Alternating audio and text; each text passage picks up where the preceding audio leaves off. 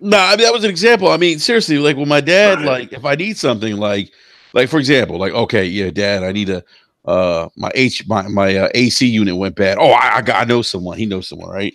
Right. So I'm like, I was talking to him today. I was like, oh man, Dad needs some new tires. He's like, oh, I know someone. I was like, all right, cool, man. All right.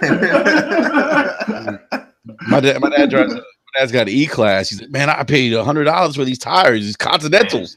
I'm like, Dad, I said, Dad, how are you paying $100 for Continentals? And he's got like the low profile Continentals on Right. his E class, and I'm like, how'd you pay $400 for these Continentals? You know, that doesn't sound right. He's like, oh well, I got a guy. You know, he buys it by the bulk. I'm like, yeah, that shit sounds hot. Yeah, I was Like, like, about E-class tires about a board. yeah, that sounds like they went missing off the docks in Baltimore somewhere. Right. You know, so every time I send him a text message, I feel like I'm talking to like a Russian gangster. So I sent him like what tire sizes I need. He goes, okay, okay, I may call tomorrow. That's what he says. His text message says, okay, I may call tomorrow. My dad doesn't talk Russian, but that's how I interpret it. You know, because it's not okay. I will call him tomorrow. It's okay. I may call tomorrow. It sounds like I'm talking some European mop balls or something. You know. You just go out in front of the house in the morning. There's like a stack of tires, and I know, right? Stack of tires. You know. A couple bottles of vodka. Now you know it's gonna be like 4 in the morning. And you're gonna get like a knock on the door. Yeah, right. It's gonna be like, who the hell is that? Like, I don't know. I don't know. Like down by the end of the street. Come in, man. I got your tires. Come in. Das, your name is Enrique. I got tires for you. Yeah, so you Enrique, your pops said you need tires. Yeah. So Enrique, what you're saying is your pops is a made man? Maybe, man. He is from Colombia, so no, I don't know, man. He's not from. Well, he's got family in Medellin, so who knows, man? You know, he's got that connect. You know, who knows? So, hey, when E joined the live chat, I was like, I am Alexios. I need drachme. What? I thought he was having a stroke. Sounds like he's having the stroke. I don't know what accent he was trying to do. No, that's I'm playing Assassin's Creed, man. That's how they talk.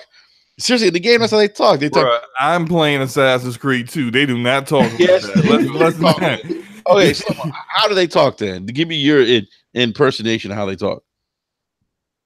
I can't do it. Hold on. See, I was like, ew, Cassandra.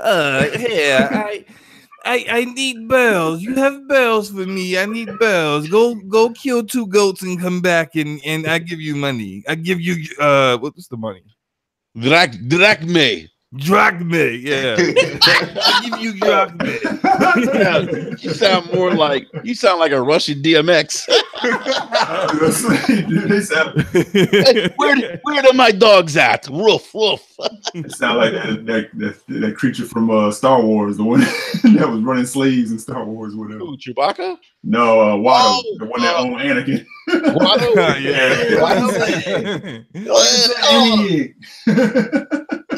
Eddie, it's you, Eddie. That's probably what. Wow, they're really racist. That's where they got that from. Just that alien accent where we came from. Man, the stuff you just miss like all these years. Hey, slow mo. Star Wars is straight up racist, dude. Because they had the blockade dudes that were like Japanese, like businessmen. They're like, what do you mean? It's like, yeah, they did. Remember they had them dressed in gowns like they were pimps. Jar Jar was some kind of like bum ass Jamaican dude. Yeah. Oh, man, Jar Jar is grace, man. That's right. You notice how the only heroes in Star Wars were, I'm not going to say it, but Caucasian. Hey, last time I checked, Luke Skywalker was white. We upset a Star Wars fan. No, I mean, serious though. I mean, right? No, Mace Windu was kind of baller though, right? Yeah, but he turned to the dark side for a little bit. No, not Mace. Nah, he's about to get it done, man. That's all that was. It's like, you know, Mace you know what? You think about it, man. Think about it like this, dude. In Star Wars, the only one that's about to take care of business, say, you know what? Forget all this trickery. What's Mace Windu? He's about to finish it. All the other Jedi want to believe, you know, like he's a chosen one. White dude, chosen one. He's a chosen one. Mace is gonna end it. Yeah, just like a true brother. He was skeptical. And you notice how Mace got killed off.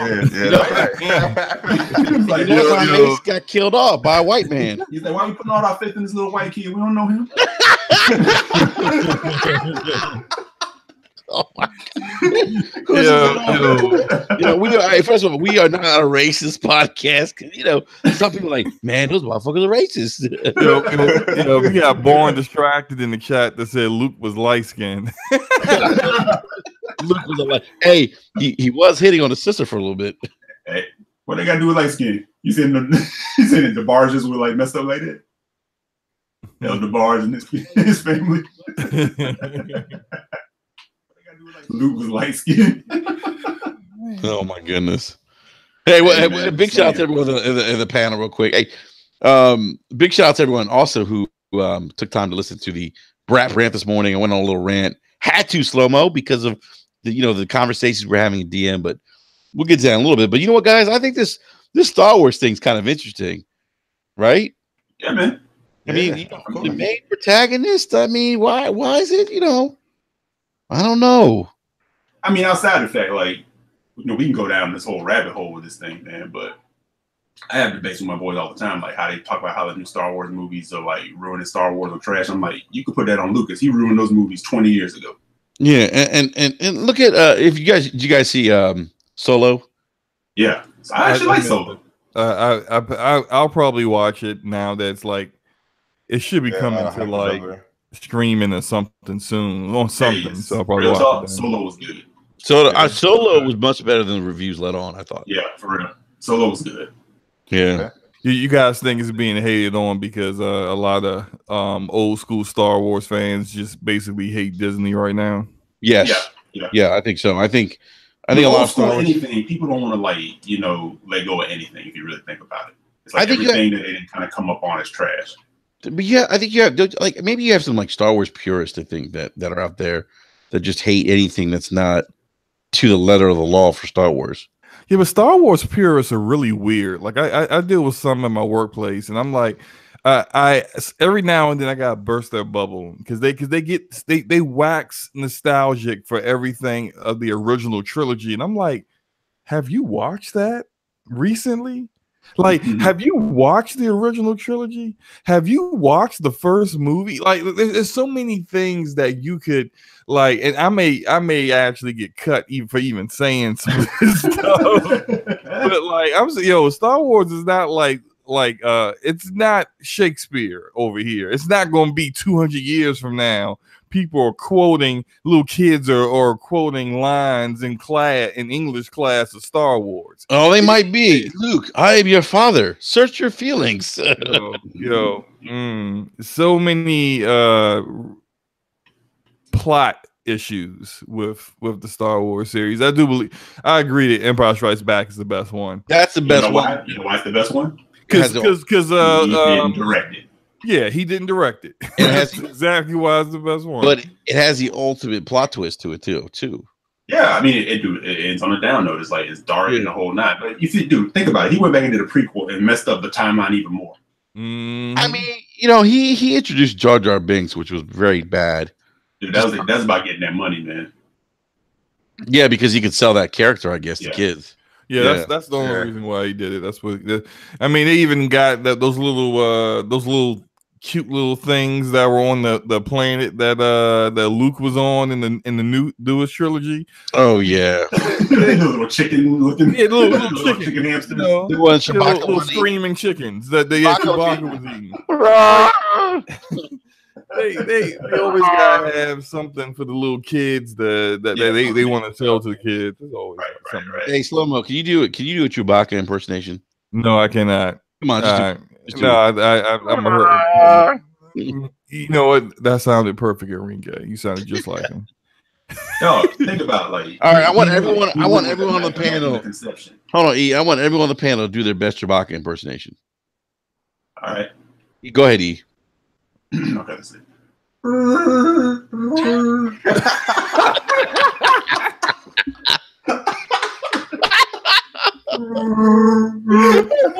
God.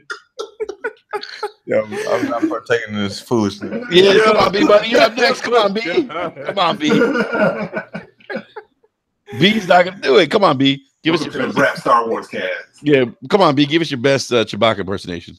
Oh man, I can't even do it. Hold on, give me a second. You gonna get one of his sons to do it. He's getting one of his sons. I'm telling you. All right, B is gone silent. Yo, I'm really like highly anticipating this now. I know. All right, B, you there, man? He left the podcast. He left the podcast. He's like, I'm done. All right, Slow-Mo, why don't you go, man? Since B's not participating. Dude, I do not know how. I can't get my throat to do. Wait, that sounds really bad. The sound of like, I can't do. I can't do Chewbacca. I can probably do the growl part. I mean, like when he gets angry. But hey, by the way, Sam in the live. What's up, Sam? Dude. Sam is a wealth of knowledge. He says, fun fact: the Porgs in the Last Jedi were introduced because he says they were introduced. The Porgs were introduced because the island where they were filming was infested with puffins. It was easier to CGI over the Porgs instead of getting them out of the shots. I didn't know that. There you go. There was something I think I read it. Maybe Sam can back me up if this is true. But I heard like the reason we got Ewoks is because initially it was supposed to be it was on Endor, but it was supposed to be on Kashyyyk with the Wookiees. But production cost wise, they couldn't do it, so they just went with the midget route. Hey, Ewoks and stuff. Daniel B said B is gone playing 2K after this foolishness. Yeah, he's like, I'm out. He's like, I'm out. He's about that Chewbacca like that. You guys are. I was trying to practice it, man. But I can't pull it off, man. That man's committed to the cause. Look, you guys are assuming B isn't already playing 2K right now. Yeah, B might be playing. You're assuming he ever stops playing 2K. Hey, man. That guy. See, Sam said I was right. Yeah, Ewoks when we're supposed to have Wookiees. Yeah, they're supposed to have Wookiees on what's it called? The what's the Wookiee world? Kashyyyk. Kashyyyk. Yeah, I remember that. I remember that because Knights of the Old Republic is one of my favorite games. So I remember little stuff like that, man. Best Star Wars game ever created. No, it's not. Yeah, what's better? He's trying to think of one now. Enrique is so used to just disagreeing with me. This is a reaction. It's not. I just disagree. What did I say? Well, it's like 80 degrees out here in the DMV, so it's a beautiful day. I'm like, no, it's not. It's terrible out here. It's terrible. Talking about slow, my allergies acting up, pollen counts high. No, seriously, I would even go as far as say that the story in Knights of the Old Republic also kind of puts to shame the majority of the stories in the Star Wars universe. Yeah. No, I'm just saying this, man. Star Wars period, you can't sit there and hate on the new movies and be down for the prequels. I don't understand that. I think the more recent Star Wars is better than the prequels. Prequels are awful, man. I'm sorry. Like they're unwatchable, man. They are unwatchable. Like the worst line in Return or Revenge of the Sith or Return, whatever it's called. The worst line is when Anakin Skywalker says to Obi-Wan when they're about to have their lightsaber duel. Oh, I will say that lightsaber duel is probably the best in the series. When he's like, Obi-Wan's like, oh, I guess I got to stop you then. And Anakin Skywalker replies, you will try. I'm like, that's true. You are a fucking Sith Lord. That's the best line you have? Just 10 minutes ago, your eyes were glowing yellow. Yeah. I mean, looking like Smokey Robinson. I mean, what? I can't stand the fact that in the time it takes to make minute rice, we got Darth Vader. Wow. Yeah, we did. You know But I mean, like, but even then, man, like that whole line was terrible. Like they're about to have the epic lightsaber battle, and he's like, "You'll try." No, and the fact that we got one of the baddest like villains just off the fact that he's like, "Where's Padme?" I felt her. She was alive. She was alive. Like, stop it. You know? I'm telling you, man. You that has biblical references there. You know, he did the Immaculate Conception with Anakin. Yeah, and there was a woman. The whole apple, everything that was balanced, and the apple, you know, that was shit. So I'm not gonna get into that. Yeah, let's get this game. Let's get some. But I would say one more thing. One more shot. One more shot at Star Wars. One more shot. George Lucas stole large parts of his ideas for the plot from Frank Herbert's Dune, and that's my nerd comment of the podcast. You are about to get hate from Star Wars fans. Hey, look. They can break it, man. Read Dune. It came out before Star Wars, and you will find a lot of similarities. Right. Okay. I'm a Star Wars fan, man, so I feel like I can talk. Yeah. All right. So we talked about I was gonna say slow-mo. B-Money's addiction to NBA 2K. It's gonna lead to our first topic. NBA 2K actually was not the best-selling game or top-selling game, surprisingly enough, for the month of September. It was Spider-Man. Yeah, man. Very interesting. Interesting, right? Look, guys, I'll tell you, I was surprised, man, considering that the power that 2K is a powerhouse multi-plat franchise. And hey, I thought exclusives don't matter. Single player experiences were dead. Nah, man. Never. But guys, like, what did you guys agree though? Like, this is the example, and this is like what we've been arguing all the time, that these single player games are important because they're like the icing on the cake. They're the things that separate, console A from console B, right?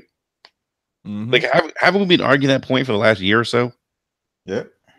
And here you have Marvel Spider-Man, and look, I'm sure the game benefits from. Obviously, I think we talked about this, when Mooch was on the show. We got to get him back on because to talk about the Spider-Man numbers. But yeah, he got to take this L. Yeah, he got to take this L. I'm working on getting him back on the show.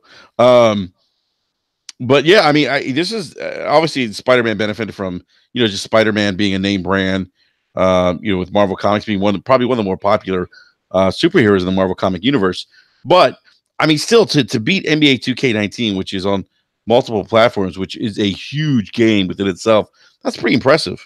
That's really impressive. Usually dominates through September, October, and like Black Friday, right, B? Yep. Yeah, and if you look at the top 6 games in NPD for September, they're all multi-plat games except for Spider-Man. Yeah, and not to discount Forza Horizon 4, which came number 7, and considering that Forza Horizon 4 was towards the tail end of NPD's tracking for the month of September, I'm inclined to believe that Forza Horizon 4 is probably going to do maybe even better for, it will probably maybe see higher numbers when we see the October NPD numbers. So, real quick, guys, I just want to go down the top games NPD September. Obviously, talking about Marvel Spider-Man. NBA 2K19 was 2. 3 was Assassin's Creed Odyssey. He direct me. FIFA 19 for Shadow of the Tomb Raider, number 5. Good to see Shadow of the Tomb Raider, number 5. Yeah, Lara's holding it down, man. That's another one on the Black Friday list. Pick up. Yeah, that's on my list too. Oh yeah. Mm-hmm. Yeah, you guys haven't picked it up? No. What? What is this? You need to drag me. Too much to play, man. That Red Dead drops Friday. Yeah, Red Dead. Yeah. Well, for me, Thursday, but Forza Horizon 4 was 7. Your dad hooking it up? Yeah. I got you. Yeah. My dad's like, okay, call you tomorrow. Destiny 2 came in number 8. Hmm. I don't see slow-mo. I don't see Division. Here you go, slow-mo. Why would the Division be on the list? They haven't dropped content in over a Rainbow year. Six Siege is on the Continue list. on, Enrique. Rainbow Stop Six trolling. Siege is on the list. We say what? What? Rainbow? Yeah, Rainbow Six. Rainbow Six Siege has dropped content this year. Okay, well, why is the Division drop content? You know why it hasn't? Because they're coming out with a sequel. Because it's never going to garbage. come out with a sequel. Because it's garbage. Siege is going to be this generation's Counter-Strike. Garbage. Let me just repeat that. Continue on reading the list. I just want to re-emphasize Destiny 2 is in the top 10. Destiny 2 just overcharged everybody with new content in the past month. Like So that's why Still the top 10. On 8. Number 9, Super Mario Party. Even NHL 19 beat out the Division. Came in number 10. Dragon Quest. The new Dragon Quest is out. Came in number 11. That's very good. I did hear that's pretty good, actually. I haven't played it. I need to pick like that I'm up. saying too, I don't want to derail, but again, I do want to highlight the fact that again we kind of prove that when it comes to Destiny 2, they can pull it, they can do that and walk off to the sunset. Yeah, they can. I mean, they it's just a better game than Division. That's what happens. Mm. We're not going to do rehash Destiny versus Division for the 5,000th time. No, we're not going to do that. We'll get back to that when Division 2 drops. Exactly. And when Enrique owes me a 6-pack of Fat Tire because it's going to hit that 85 guaranteed. Yes. WWE 2K19 garbage game came in 12. Hey, Grand Theft Auto 5 dropped off number 13. It's about time. Yeah, Mario, for real, man. Mario Kart 8 14. Oh, you want to know why it dropped off? Because everyone who's been playing it is preparing for Red Dead. Red Dead. Yeah. This is why it dropped off. You guys think so? Probably. I think so. I think it's going to be the same audience. You know, the GTA community that's been playing that they're going to play Red Dead. They're going to play through the single player, and by the time they get done with the single player, that's when the online is going to be out, and they're just going to do the same thing they've been doing in GTA. Instead of shark cards, it's going to be like saloon tokens or something like that. Saloon tokens. And Red Dead will be in the NPD for software for the next 6 years. Yeah, so let's make that prediction right now. Can we all agree that I actually have I have a nickname for Red Dead Redemption 2. I now refer to the game as Horseballs. So, all right, everyone's like crickets. Horseballs too. two red horse balls. The moving simulator. All right, so Naruto to Boruto Shinobi Striker is 15. Tom Clancy's Rainbow Six Siege 16. Crash Bandicoot Insane Trilogy 17. Super Mario Odyssey 18. Legend of Zelda Breath of the Wild 19 and 20. Minecraft. So there you go. There's your top 20. You know what you noticed there? Minecraft still holding on, huh? Yeah. Well, go ahead, B. You know what you noticed there? There's only one Switch game in the top 10. Yeah, you're right. For now, when does Smash and Pokemon come out? November, December. November, December. Yeah. Let's also keep in mind that Nintendo doesn't report digital sales. They don't. That's very true. Yeah, but what would they have had even on that? It's kind of quiet on the front, right? Yep. Yeah, they kind of tailed off, man. First year they were kind of releasing the game like every month or every other month. They had like a big title. This summer they really didn't have much, and then like going into the holiday, they're really just looking at Smash and hopefully Pokemon does something for them. So it's going to be a very interesting holiday for the Switch, man. You know, Pokemon's going to sell that game. That's I don't know. It's not a core Pokemon game. It's not, but it's still Pokemon. Like I'm not a Pokemon fan. I don't bother with it, but that stuff seems to sell. So I mean, I know we know Smash is what Smash is going to do. Like it's going to have a high attach rate to hardware sales. Like it's going to sell Switches and it's going to sell to the people who already have them. So Smash is going to do great. Pokemon, I think, is going to do great too. I think they're going to be okay this holiday. Yeah. No, I want to highlight what Sam was just saying, because I was actually going to make this point when Slow-Mo was done, to say, yeah, hopefully 2019, Nintendo will make a lot more noise as far as software goes. Mm-hmm. Because I know that they're supposed to be doing a hardware update for Switch, but hopefully software-wise, supposedly they are, yeah. Because like Sam was just saying, 2017, it was like B said, one after the other. 2018 was a little bit quiet. Not me, saying relatively. Yeah, and 2019 should be good for them because they do have a lot of stuff that has been announced, and hopefully 2019 is Metroid, that year that really kind of kicks off the Switch and kind of, starts off a steady stream of games for them. Mm-hmm. Usually, it takes 3 years. Usually, same way with this generation. 3 years in, that's when it really got going. So, if they can. Put Metroid out, get Bayonetta out there. Announce a few other core titles. I think they'll be all right. Yeah, Metroid's gonna be a big one if they drop that next year. It's gonna be huge for them, without a doubt. Guys, I want to go to best-selling games so far this year, because there's one title that really stands out.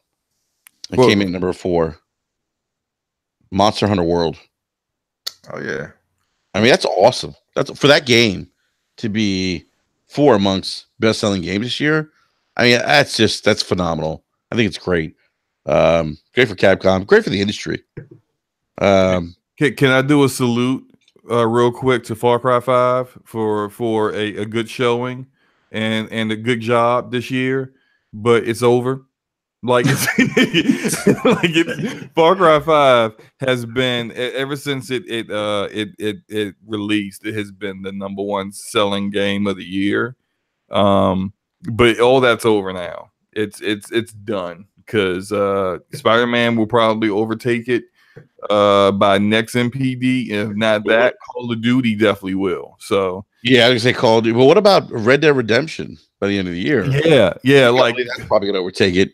Yeah, Far Cry 5 is gonna go from number 1 to number 5. So that's why I say, look, it was a decent game, decent Far Cry entry. It was a good fight. Yeah, good job, Far Cry. But it's time to take a seat because you're gonna get outsold. You're about to get lapped very quickly. Yeah, definitely. But you know what's impressive though? I mean, you look at what Sony's done with the PlayStation 4.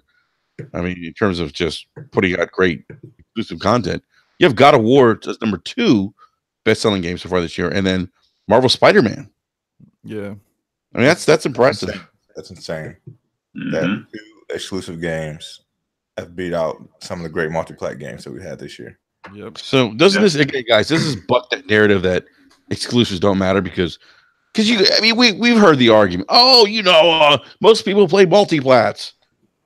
Yeah, but that's true. But then exclusives can be system sellers. Multi-plats aren't system sellers. That's right. Because you can get it on. It's not going to. It doesn't make your platform any more unique or different than its competition. But a great exclusive will make someone go, I really want to play that. Now I'm really considering actually dropping down the money for the hardware to play that. I mean, how many people picked up that nice looking Spider-Man PS4 Pro? A lot of people. Yeah. Hey, have any of you guys gone to Taco Bell to try to get the Platinum Xbox One X? No.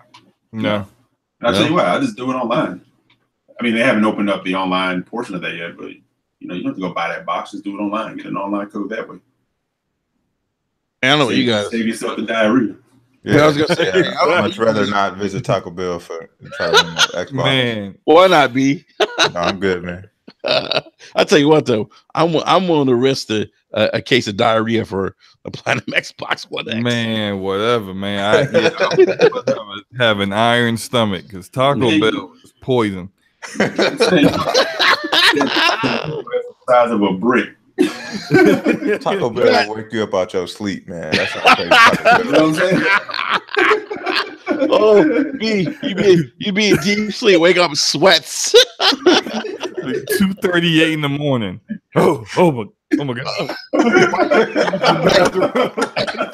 Little wife knocking at the bathroom door. What are you doing in there? It's 2:30 in the morning. Right. Why are you making so much noise? And you didn't win an Xbox. Well, I leave me know, right? alone. Leave me alone. Yeah. You all right now? Leave me alone, woman. It's like, Oh I'm just gonna lay on man, this cold tile floor. I'm gonna sleep on this cold tile floor. Hey, I'm not gonna lie, man. I've been there, sleep on that bathroom floor Oh man, plenty of times, man. Plenty of times. where it just makes sense to. You know, I'm just gonna lay. I'm just And gonna you know stay what? here. Hey, I'm not gonna lie. It doesn't have. It kind of has a soothing effect. Yeah, I'm saying, that's the best place, man. When you got that feeling, you're like, this just feels right. You know?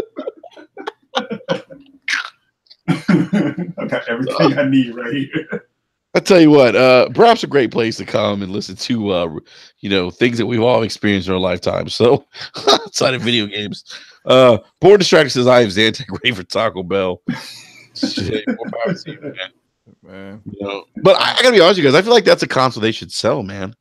Like sell that shit at the stores. They You should. know, don't You want the Xbox that has the Taco Bell chime in it? yeah, don't make us get diarrhea for it.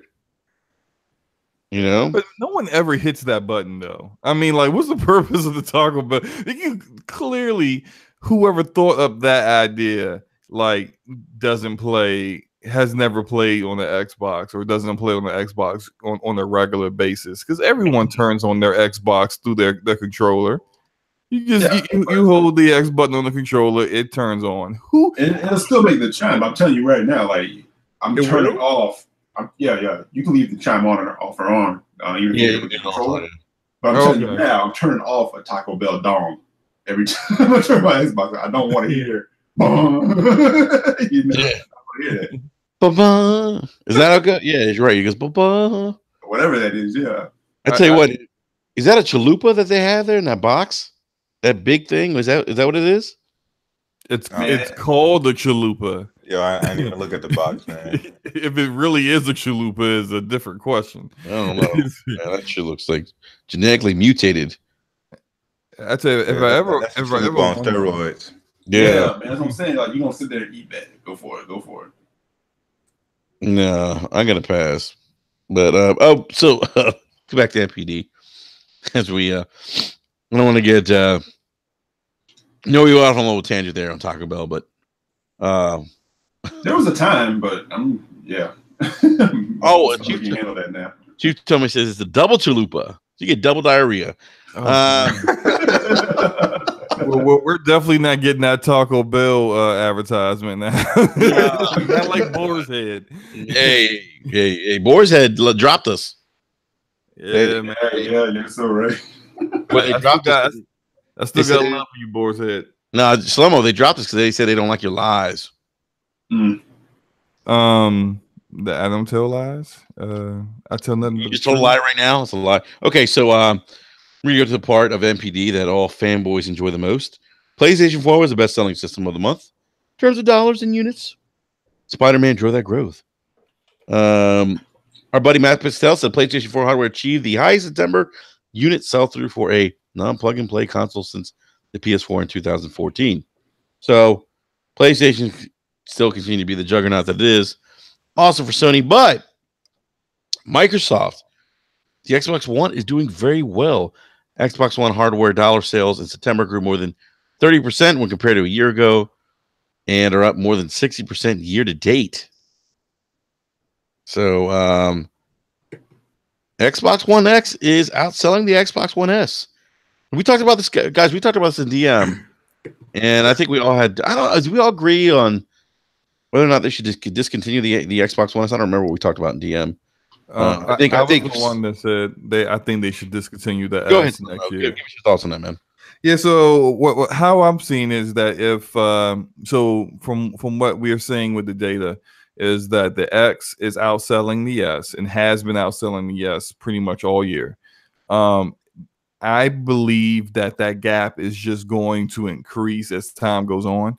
I also believe that based upon some information we got from the Infinity Ward job announcement for when they were looking for something, no, they were looking for a person to a dev to help them make Call of Duty for next year, and they mentioned this game will be coming out on current and next gen next gen systems, kind of giving a tip or a hint that next gen systems are coming next year. So I'm thinking Microsoft is going to want to drop their Scarlet consoles with PS5, and I think they would have too many SKUs, Xbox SKUs out there.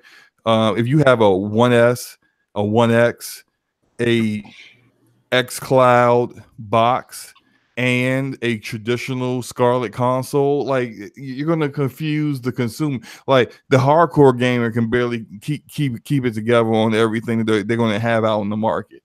I think a casual gamer would go into a GameStop and see all these Xbox systems, like, so what was I trying to get? So like I don't think you want to confuse the consumer.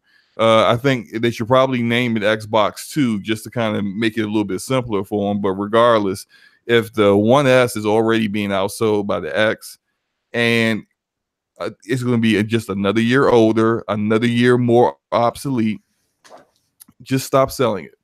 You stop selling it when the new consoles come out. Drop the X down to like 300, and just roll with that. Your cloud box at $100 to $125, and your premium Scarlet console at like $450, $500, whatever. And so I think they should go that route. They should just get rid of the S at this point. All right, B, what are your thoughts, man? Like so much, I do think that next gen consoles are coming next year, but I think it'll probably just be the PS5, and we'll see the Xbox, whatever, Scarlet in 2020. I think it's just smart for Microsoft to release the game or the console when they actually have games. And with Halo being their biggest flagship title, it would only make sense for it to release when Halo releases. As far as the Xbox One S, I think they should keep it on the market. I think if they get it down to that $99 price point, or somewhere between like $150 and $99, just keep it on a shelf and use that as their cloud streaming box. You know what I mean? Just kind of repurpose that, because it's already in the wild. You know what I mean? It's out in the marketplace anyway. There's no reason to come out with a smaller box, because I think at the end of the day, you just give the consumer options. You know what I mean? If you want to use streaming, you can use it on any console. And if you are still interested in playing traditional games, downloading games, things like that, you still have that option available. So I think if they keep the S on the market and then lower the price of the X, get it to around $350, and they can still release Scarlet at around $500 and still see success at every avenue. I think that when you have multiple consoles like that, you know what I mean, they kind of speak to different consumers, and I think like cell phones. Yeah, they just have to get the messaging correct, and I think they'll be all right with having 3 different SKUs on the market. So it's just one strategy to kind of look at. I think if you put an xCloud box out there, where does it sit on a shelf in the store? You know what I mean? Are you going to put the small box in the gaming section? Is it with all the Roku boxes? You know what I mean? How do you market that? You know what I mean, in the store. So it's going to be interesting. Yeah, that's a great point. I think you probably market it as, at least in my opinion, would be you market it as a regular console because it plays video games. Maybe as like a diskless, console, with the other consoles. Now that I just thinking about that, this cloud box is probably going to have less features. It didn't really appeal to me, or it didn't really come to my mind that you probably wouldn't be able to do everything that you normally can do with your Xbox with this cloud box, like Netflix or we already know it probably wouldn't have a disc drive, so you Blu-ray drive, so you can play Blu-rays in it. But being able to stream your TV shows and stuff like that, and movies, you probably wouldn't be able to do that with it. It likely would be just a box for gaming. Because why would you be able to do it if they could just download the app though? But this is my assumption that the hardware is going to be on this $100, and let's say if it's $100 price point, I'm thinking that the hardware is going to be limited just being able to connect to the Azure servers and not much else. Yeah, so, but you got to believe though that they're gonna. I mean, even with like $100 box, like a set-top box. I don't mean to cut you off, Slow-Mo. You know, like even you get like a $35 Roku box right now that will stream 4K and HD. You know, I mean, and I understand it's TV content, which is a different game. I guess my point is, like, I would imagine that you still have options to download Netflix, you know, on this cloud box, whatever you want to call it. You know, still be able to like stream entertainment. Yeah, but then I would say in some ways it's still like the more features you put in that, the more you're kind of undercutting your traditional console. You see what I mean? But like, I don't think. Yeah, I mean, dude, I get what you're saying. My opinion is I don't think this is necessarily intended for. I think this is intended for a more casual gamer than it is a hardcore gamer. Of course, but yeah. I mean, even I do know some people like myself who are hardcore gamers, and I'm going to pick it up. You're not hardcore. I can put it in a different. You only play one game. No, I'm not a Destiny stan like you, so I play way more than one game. Oh, no, sir, excuse me. I am playing Assassin's Creed Odyssey. Thank you. Okay, finally, you're playing another game. You play Spider-Man yet? Yes.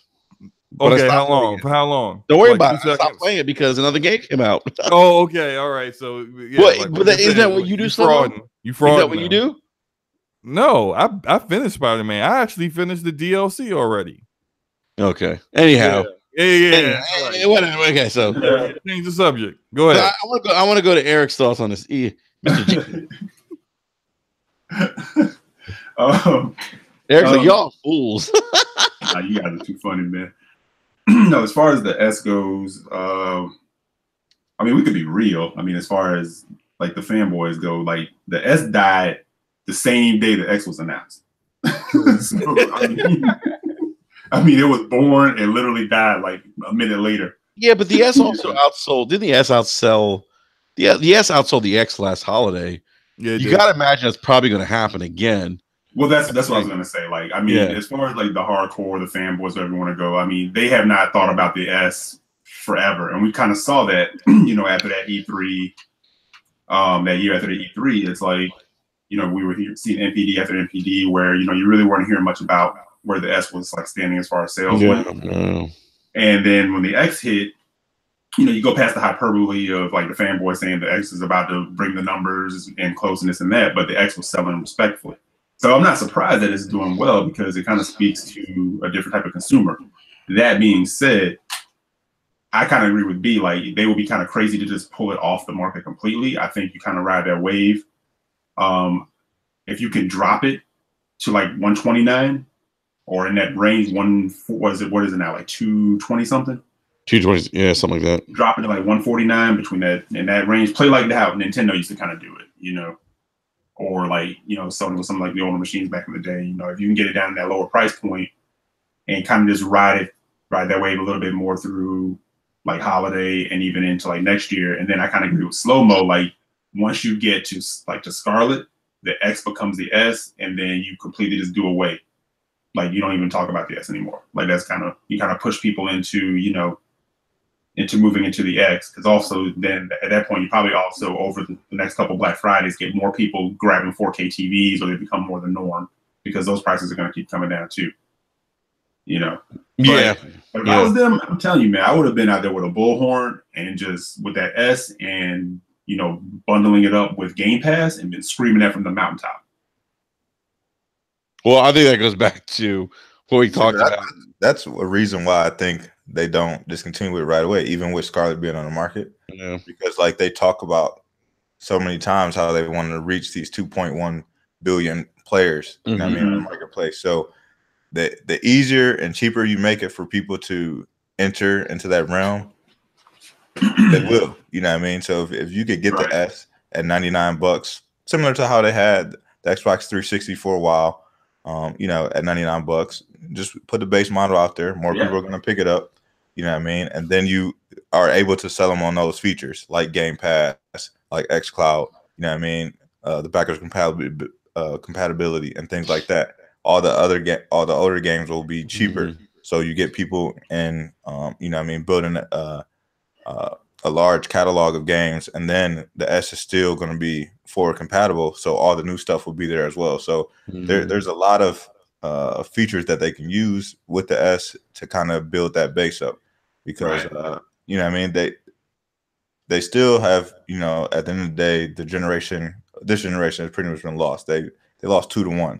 So if you can kind of get some people on the back end as the generation wanes, and people are looking forward, you know what I mean, they might even consider picking up X, similar to how people picked up PS3s towards the end of the generation last year or last year.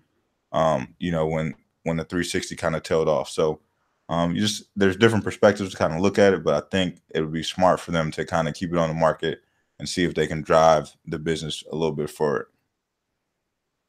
Well, I mean, yeah, I mean that makes sense, but okay, let me not say like that makes sense, but Microsoft's not going to do that because it makes sense, because that would be, I'm not going to say that, but well, you know, interesting, kind of like how we talked about earlier, how we think it would be better for Microsoft to not come out in 2019 but come out in 2020 when they'll have more of a lineup to really entice gamers to pick up, you know, their platform.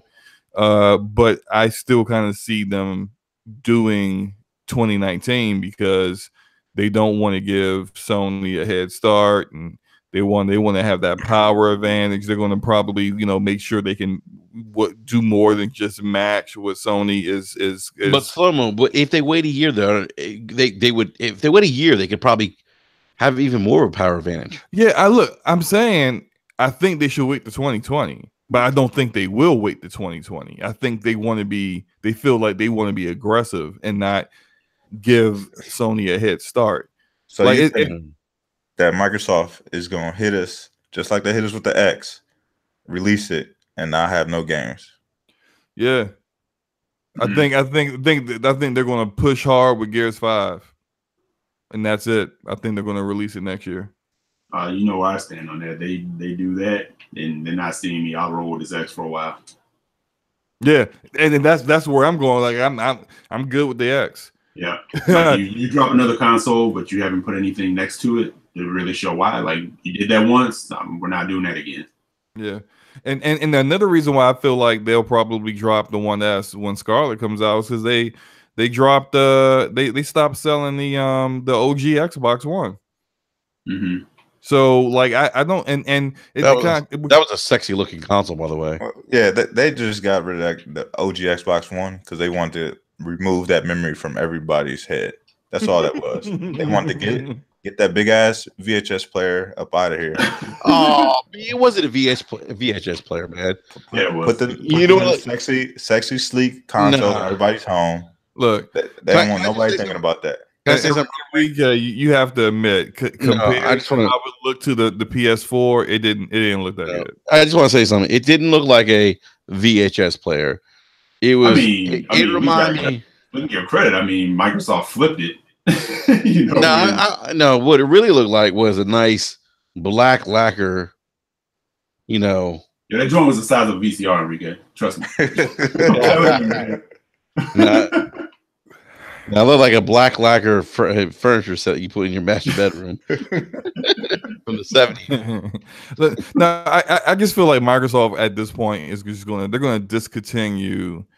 I don't think they're going to go as hardcore as they did when they went to 360 and they just completely shut down any support for, you know, original Xbox. But I think they're just going to, when Scarlet comes out, that 1S is done. is discontinued. The same I way agree when with X that. came I out, agree with they discontinued OG Xbox One. They're not going to have that many SKUs out on the market.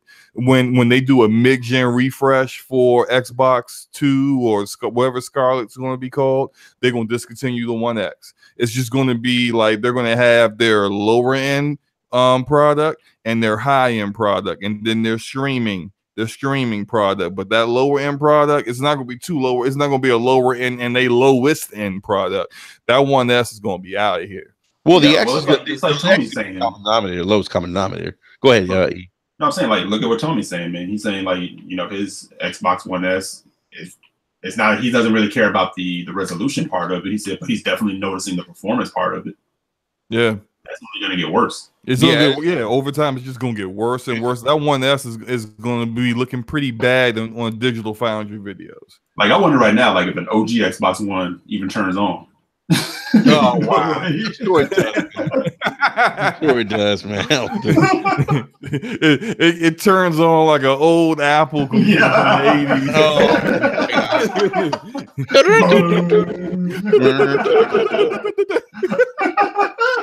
80s. I will say this though. So Microsoft did release their fiscal year 2019 the first quarter gaming details. Gaming revenue increased 44%, but more specific to the hardware piece, which we're talking about right now, and I think we addressed this in the live chat, Slow-mo. Actual Xbox hardware revenue has almost doubled, man. Yeah, growing 94% against a lower prior year comparable due to timing of the Xbox One X launch. So, I mean, I think Microsoft, look, I mean, we could talk about the disparity of, you know, I think you said 2-1, whatever. Sony's outselling Microsoft, but they've really, I think the X is doing well. Oh, yeah. It's doing well. Definitely is. They have the momentum right now, and I'm not saying more momentum than Sony, but they have way more than they used to have, which was nothing. Yeah, so now E3 and now, yeah, definitely. Yeah, between like after E3, it's just like they've been on a slow increase, and it's slowly getting stronger and stronger. XO is really going to be very despite Aaron Greenberg trying to derail it. Yeah, Aaron Greenberg is like, they gotta get rid of him because he's like the guy that's like they starting to gain some speed, and he's the dude hanging out the window. He's like got his leg on the ground trying to slow everything up. Like, get out of here, yo. Fuck, man. You were not doing your job correctly. Anyway, I think XO's got to be the worst kept secret. Because we know they're making announcements. We know that. We know there's going to be big announcements. I mean, even if you look historically what XO has been, they've announced some pretty big games, features at XO events. Hey, from what I understand, for what Phil's sake, you're not going to be disappointed with XO. They're going to announce some big things. This is going to be a big event for them. And like you said, Slow-mo, they got a lot of momentum. Momentum.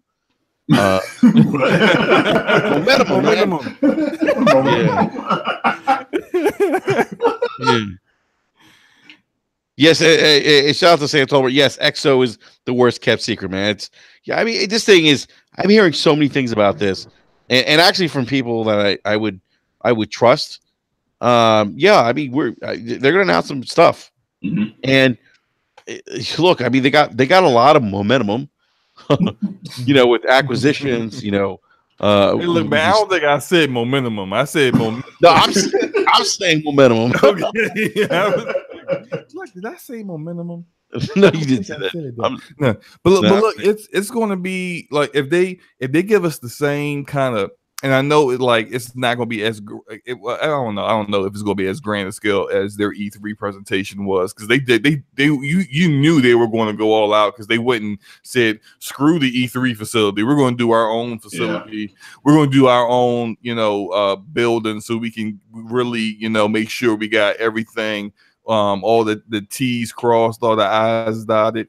If they do that, if they put that same effort into the presentation and the showcase and everything for XO, and deliver on showing this new IP for some of these new studios as well as the older ones, and and show us games. Show us what we're tired of hearing about services and hardware. You know, and controllers. We want to hear about games. You know, we want that. Yeah, the same. I want the same enthusiasm and excitement I get when Sony showcases everything they got in the pipeline. Ghost of Tsushima, The Last of Us 2, not Death Stranding, Death Stranding. Whatever. I'm not gonna talk anyway. but like that excitement, that excitement you get after knowing what's coming for their platform. Everyone who has an Xbox wants that same excitement for Microsoft and Xbox after November 10th. So they need to deliver on that. They delivered or E3 with showing us that they were committed, because there were so many podcasts you would listen to, so many people in the community would be like, I don't even know if Xbox is going to be around in 2 years. I don't know what Xbox doing. I don't even think they care. They don't care about us. And it's just like, okay, so we just bought 5 studios and we added 600 devs. Now the whole Xbox don't care about gaming talk is dead. All right, now kill the you don't have games talk. Now that's going to happen. That's coming. They're going to announce some of the things that these studios are working on. But go ahead, man. I mean, come on, Enrique. Yeah, like Enrique is all in. He's just like, that's coming. I'm just saying. I mean, that's going to happen. I know it. Like, I don't know, man.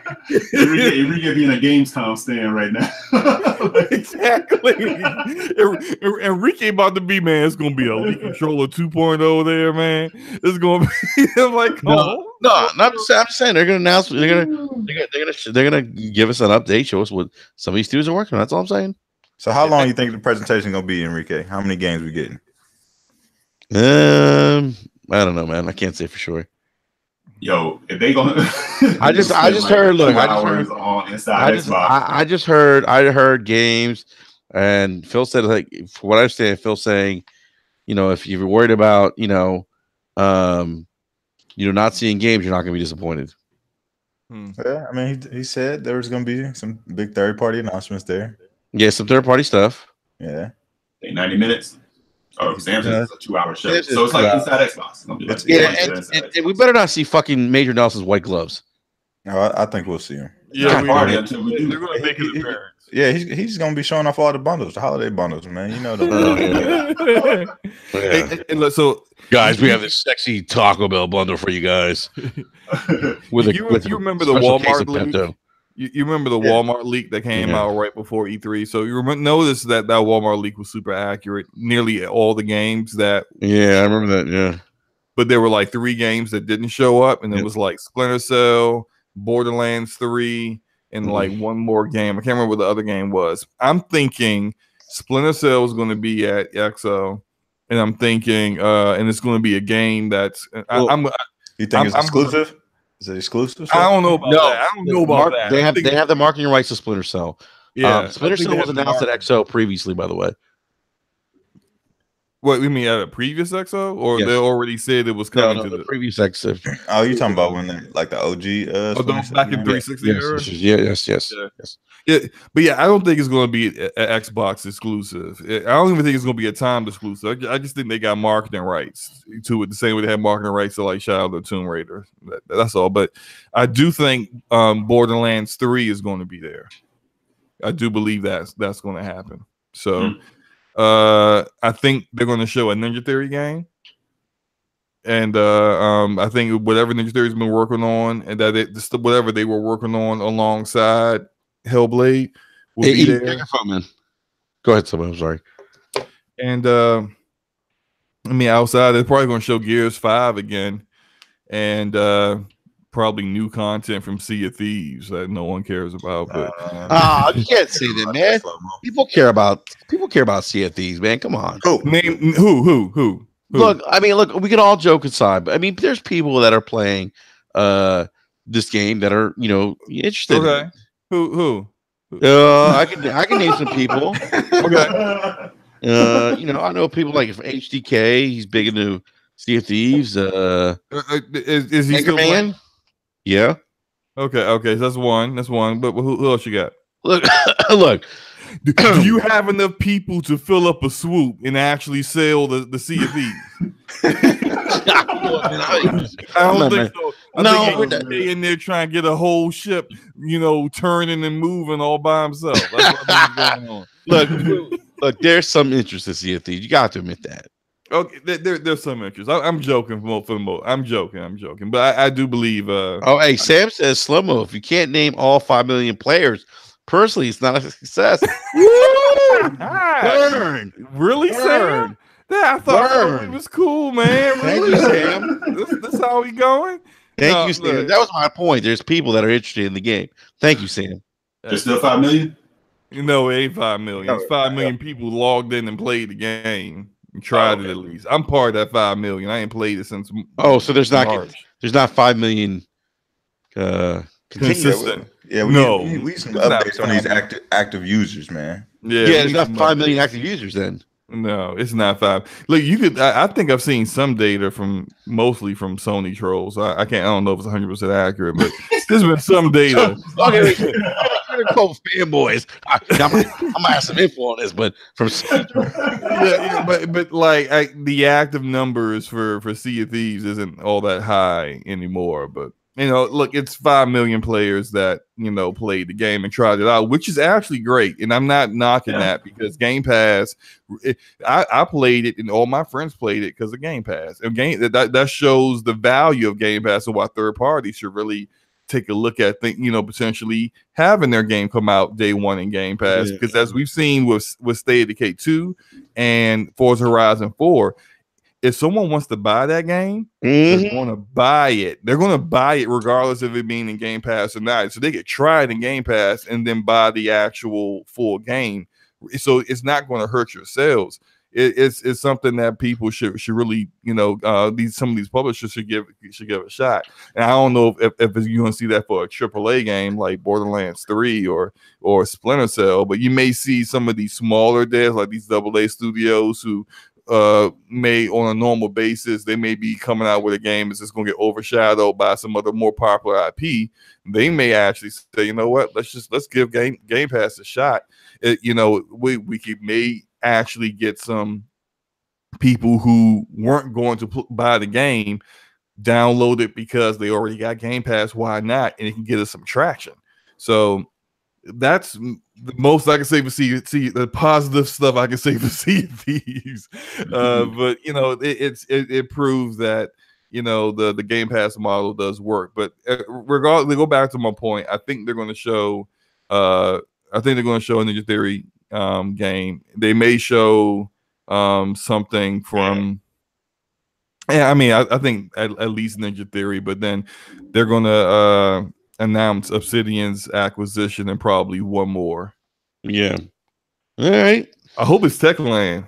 That would be awesome if it's Techland, because that dude Cobrill, who has leaked a lot of stuff this year, he leaked Playground being purchased. He leaked Obsidian's letter of intent. That guy also said that he believes that there's going to be another acquisition of XO, and he said it would be he wouldn't say the name, but he said a company that is known to make zombie games and is based out of Texas. Yeah. Hey, by the way, Sam says from what he's heard, active owners for Sea of Thieves was roughly 1 million per month, give or take a few thousand. Yeah. And I can see that too, because they've been dropping regular content.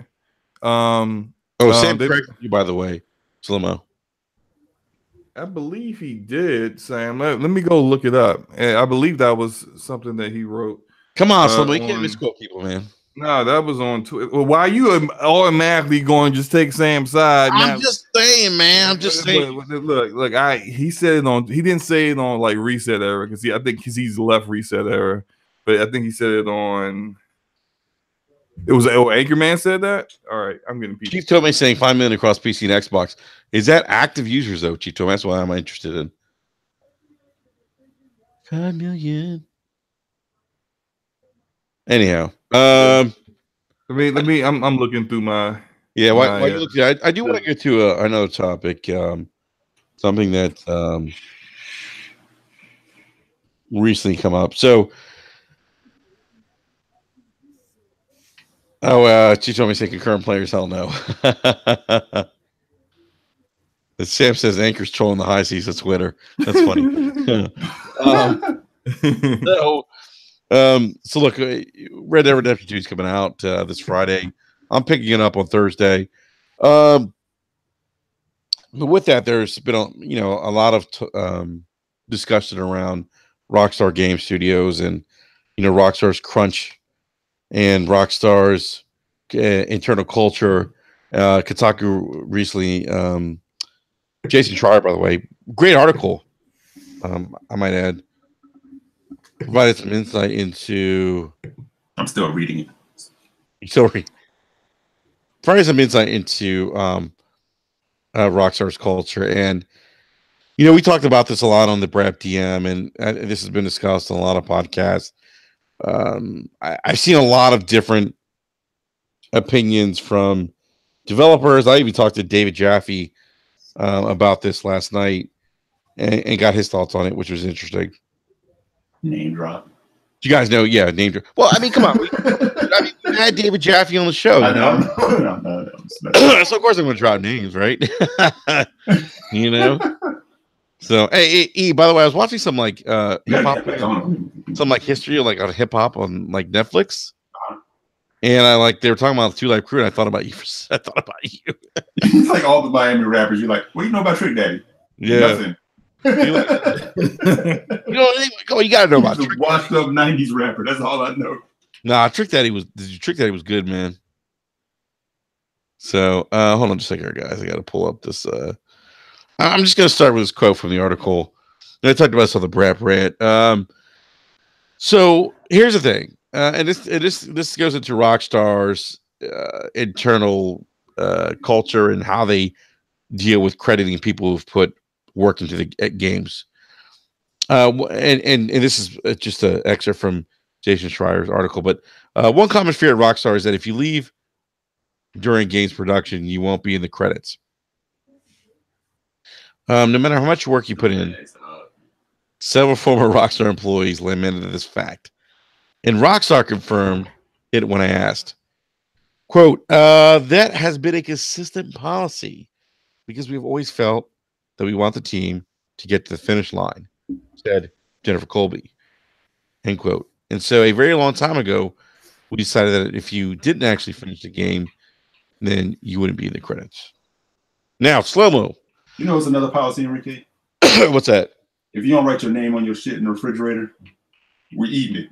That's another policy. Yeah, that is a policy in many households. I learned that my, you know what, man? I learned that with my own kids, man. I put my name on it. I tell my kids if I put my name on it, don't eat it. You know what they say to me? But I'm hungry, Daddy. I'm like, you better put some water on that damn shit. Slow-mo. I'm gonna go to you on this, man, because you have been very passionate about this. I wouldn't say I've been passionate. I've just been basically saying my piece. My piece is that's some bull shit. Go ahead. Tell us why, in your opinion, it's bullshit. It's bullshit because if someone does the work, they should get credit for it. And quote unquote, making it to the finish line means absolutely nothing. That's basically just saying that you just want people to be there when the game launches, even if they don't have any work to actually do at that point, which is counterproductive. And if someone is actually in a position where they may need to leave, maybe it's for health reasons, maybe they're looking out for themselves and found a better position somewhere, a position of higher importance. Maybe they're a regular, game designer and they got to get in a team lead position somewhere that they're not going to get at Rockstar. It's not cool to not give them credit for the work they put in. Period. That's all I'm saying. I don't care if they told them up front. I don't care. And what I think is most likely is people left. No one said anything, and when the game came out, they looked and saw their name wasn't in the credits. I want to ask you. That's more likely what I think probably happened. And regardless of that, all I'm saying is that people who put 60 to 80 hours of work in on a game of their life per week in on a game deserve to have their name in the credits. But Slomo, if they don't finish the work and they leave, what is define finish the work? Well, meaning that they didn't finish what they were hired to do. Well, they were hired. Not necessarily. Exactly. Like, look, I come from like working in the creative field, whatever, right? And there's plenty of projects that get started and get worked on or whatever. And like Slomo said, somebody may have been a part of that team just to get a certain part of it done. They're not there to finish it to the finish line, but they still, should get credit for the work that they put in. If someone built a bunch of environments and like Slomo said, another position came up, they knew they weren't going to advance any further in this company. And they decided, hey, I'm going to move on. But I put months of work into this, years maybe even works, into building these environments. Mm-hmm. They are still continuing to build the environments on the work that I have done. You're damn right my name should be in those credits. But let me ask you something. Isn't there a certain level of institutional knowledge that walks out of the door and that person who's built said world leaves? I mean, and could that potentially, I'm gonna play devil's advocate here, could that potentially set the project back? And look, I agree. I will say this, Slomo, and I said this to you. I agree with this one point. If you were hired to do a job and you complete that job, I agree 100% you should get credit for that. But I do think that if you leave, and this doesn't apply to the game industry. This is any other industry. If you leave before your work's done, 9 times out of 10, you're probably not going to get credit for it. You just not. And we also have to mention that Rockstar isn't the only company that has this policy. There's been other developers that have come out since Jason Schreier's article about this and talking about the statements that Kobe made, and they said that they also have this same policy. So, when we were talking about it in DM, I said that if this was explained to them at the beginning, and they decided to leave or something came up and they left, then they had understanding. Usually when a policy is instated in any company, the policy is either given to you up front or you will receive that policy when the policy is instated or some form or fashion, so that all employees receive that policy. Because the reason a policy isn't put in place is for legal reasons. So that if you were to leave a company or you get fired from a company for something that you were not aware of, they can always say that this policy was given to you and you broke this policy. So you cannot sue them for that. So, when Kobe's talking about this was a policy that has been put in place, I would assume that most employees would know what the policy is and that this policy was explained to them when they were hired, or this information was given to them in some sort of handbook or some sort of terms and conditions or privacy policy of that company, because they do that for legal reasons. So I understand that, if you put in the work, you should get credit for it. But if you go into a company and you understand that policy, you can't then be mad at the end of the day and say that, oh, they didn't give me credit for my work. You had an understanding of this from the beginning. So that's how I look at it. We do know. Can we also define that we don't know for a fact that is a policy that of the company that everyone knew. Because, no, that's what she said. No, because look at what Jason Schreier wrote. He said there is a fear among the devs that if they leave the project, they're not going to get credit. Yes, there is a fear, but they know that if they leave the project.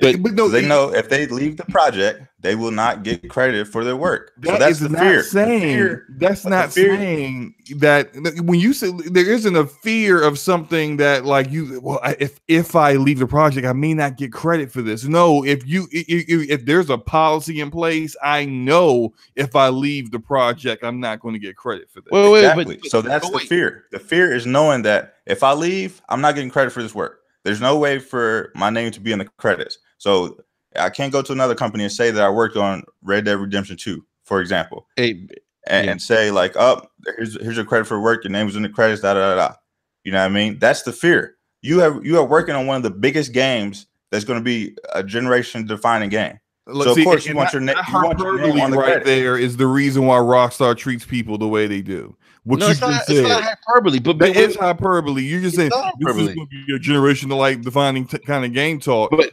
That's the excuses that Rockstar uses to treat their staff the way they do. No, but you don't. You should be lucky to be here. Hey, we're Rockstar. That's what a lot of the people in the article Slow-mo from Rockstar. But Rockstar is a. I'm talking, Enrique. Let me finish what I'm saying. Enrique, let me finish what I'm saying.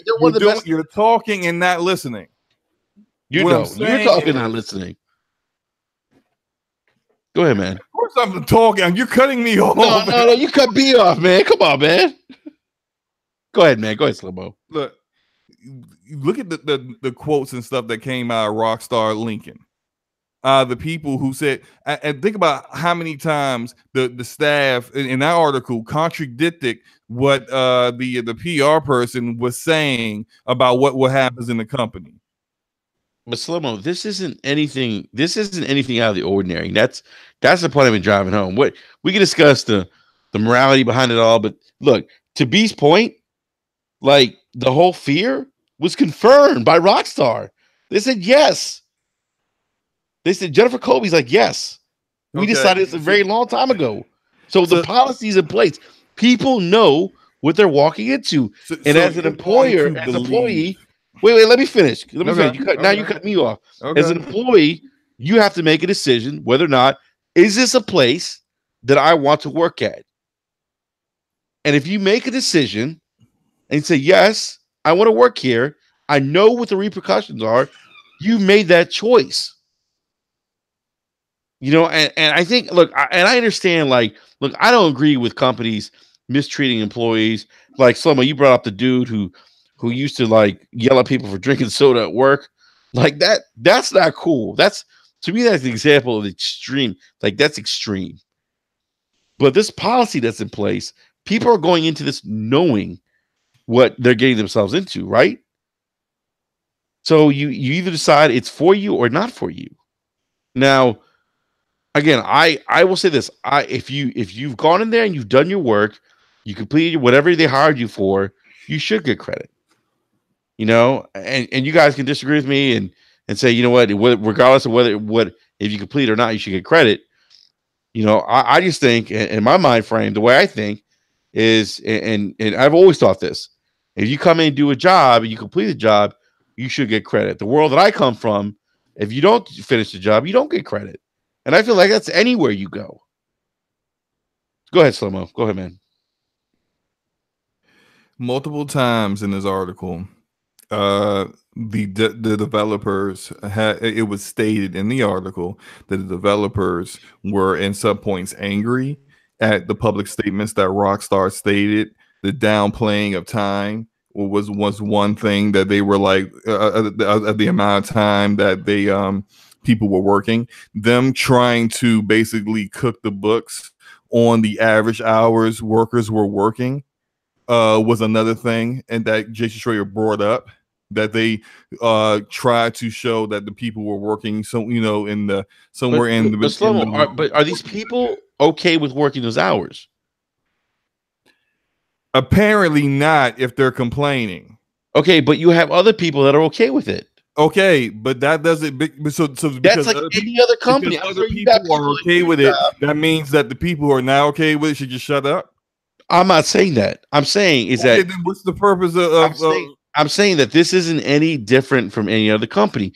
And I want to say this because I see a lot of people villainizing Rockstar and saying that, oh, you know, they're terrible. This isn't any different from any other company. Okay. Slow-mo, I'm sure. Multiple times in this article, they are contradicted. The statements that Rockstar states are contradicted by the employee statement. No, but there's been other employees that say, you know what, that's not the case. None of them come from Rockstar Lincoln. That's Rockstar Lincoln is the main one dealing with the 2 years of crunch that the main guy Dan Hauser completely forgot to mention when he said, "Oh, it was just my team doing 100 hours." Yeah, but these other guys are doing 60 to 80 for the past 2 years. Oops. Yeah, but do we know? Do we know that he's aware of that? How is he not aware of it? He runs the company. You don't. I mean, if he's not aware of it, he's a bad manager. He's not doing his job and running. If he doesn't know how much work people are putting in at one of his locations. But who was the dude that was holding back Xbox? So what? The guy that was holding back Xbox. What, Eric Greenberg? What? Eric Greenberg. Jerry Myerson, right? Oh, Myerson. Eric Greenberg. Slow-mo does not like Eric Greenberg. Hey, Slow-mo, you gotta stop there. Try to get in. But my point is, did Satya not know that what Terry was doing? But so I'm just saying, did he not know? He may have. We don't know. He may have known everything that Myerson was doing, and Myerson said, "Yeah, this is the best. This is like Myerson could have said this is the best way I think I should run these divisions." And it turned out massive L's, and he's out now.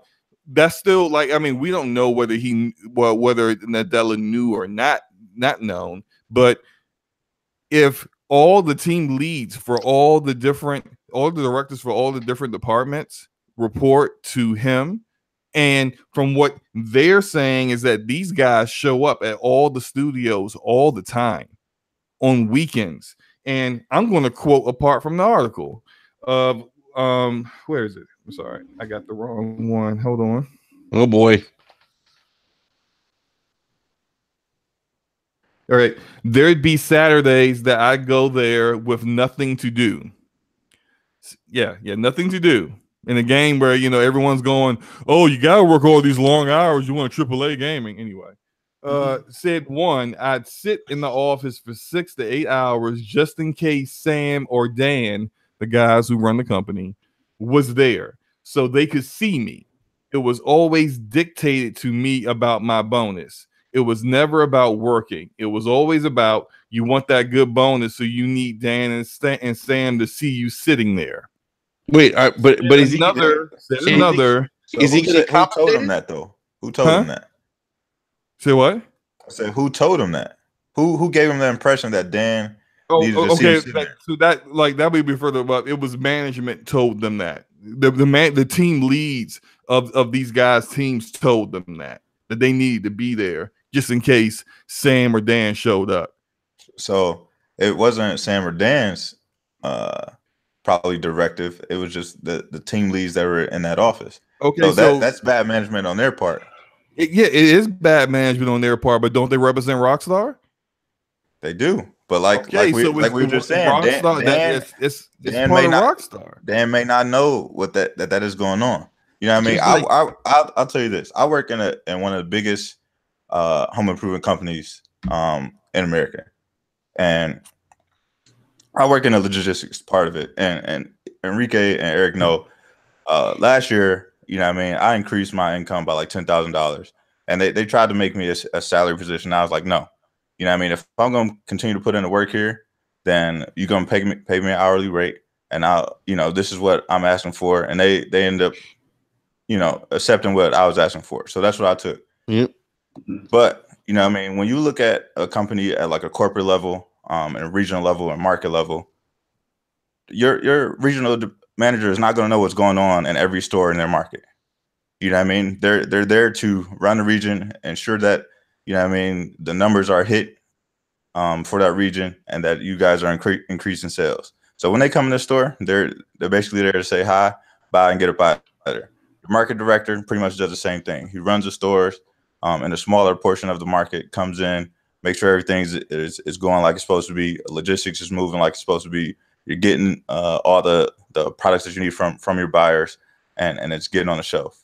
So just because they're in charge of a certain market or region doesn't mean that they know the ins and outs of what's going on in the office, is what I'm saying. And that's the same thing with, a manager of Rockstar. They could be given the impression that Dan, wants to see them in office, and then that might not even really be the case.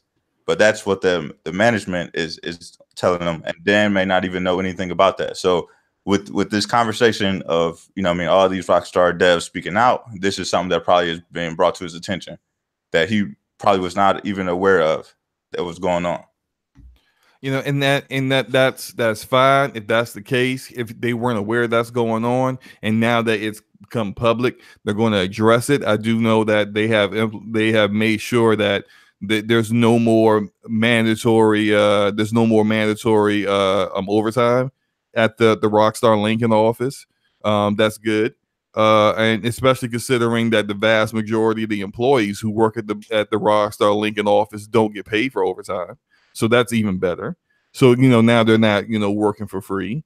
But I mean, as far as the whole, you know, if they're getting bonuses, those bonuses are tied into the work they do anyway.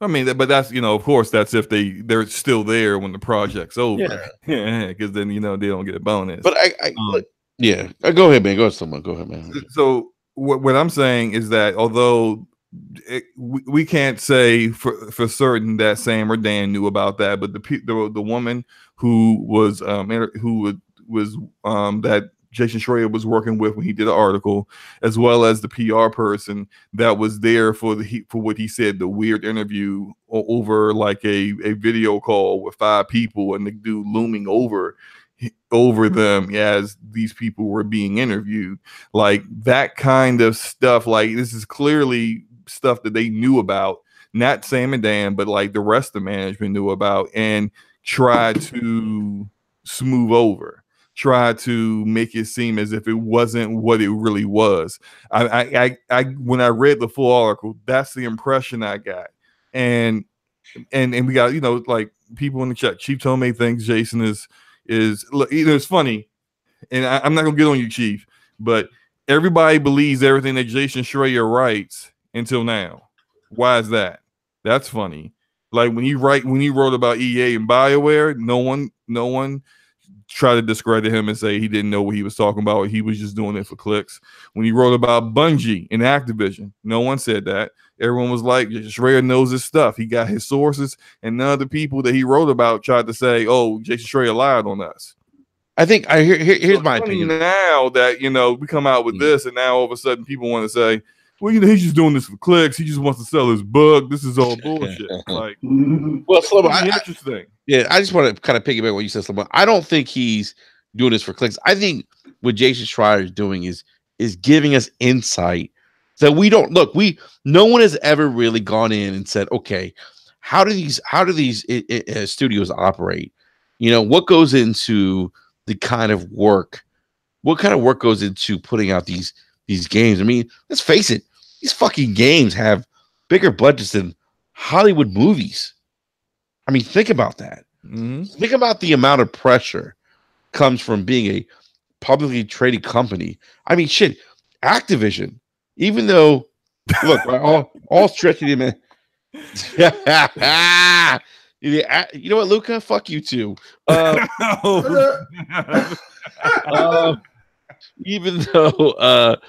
Even though Activision, you know, but I'll just imagine Black Ops 4 has been a very successful game. But Luca's all love. It's all love, Luca. But even though Activision has put out another, you know, top-selling game, Wall Street has hit them. You know, their stocks have dropped, you know, and because of the success of the series previously with other Call of Duty games. So, I mean, I think what Jason's doing is giving a lot of insight into, yes, Godsity is God, he's giving insight into an industry from a different perspective, one that I don't think, at least for what I've read, I don't think any other journalist has done this. Luca, I will try to come on Scumcast this weekend. It might be difficult, though. I think he's just giving us a different perspective into the industry. I don't think he's trying to do it for clicks or to sell a book. I think he's just an investigative journalist. That might be before, man. I mean, people want to say that game journalists don't exist and whatever, but that dude's a journalist. But this is journalism, though, E. That's journalism. What he's doing, yeah, what he's doing, that is journalism. It may not be what you want to hear. or it may be what you want to hear. But the fact of the matter is, he's going in and getting the story. Yep. And he has more sources than anyone else that's doing this game out here in this gaming journalism game. So, you know, it's and the crazy part is Jason is young, man. You know what I mean? He's not an old school, you know, somebody in their mid to late 40s, you know, out there trying to get these scoops, man. He's young, he's hungry, and you got to respect him. Yeah. Slow-mo brings up a good point, man. It's like, you know, when he's saying what people want to hear, then, oh, he's on point. He's that man. He's that dude. But when it's hitting a company that, you know, they don't want to hear it, they've been waiting on, like, they're one of the biggest, they don't want to hear it, then it's like, you know, he's just trying to, like, you know, tear it down. Or he's just trying to do whatever. And it's, you know. Yeah. It's just the culture of things, just, you know. Yeah, EA and Activision are easy targets. You know, you can talk trash about them all day. And people will be right behind you, you know, cheering you on. But let you say something about Blizzard. Let you say something about Rockstar. It's a problem now. Come out with an investigative report about the sexual harassment at Naughty Dog and see how many people going to be behind you. It's going to be a small number. We had those allegations on Naughty Dog. Yeah, that's why I mentioned it. Yeah. And even with you know, with Quantic Dream. Mm-hmm. And that's what I'm saying. Like, they I don't care. I'm buying the game anyway. Ain't gonna stop me from buying the game. It's not about you buying the game or not. Like, I don't understand why people immediately go to, are you gonna boycott it or are you gonna shut the fuck up?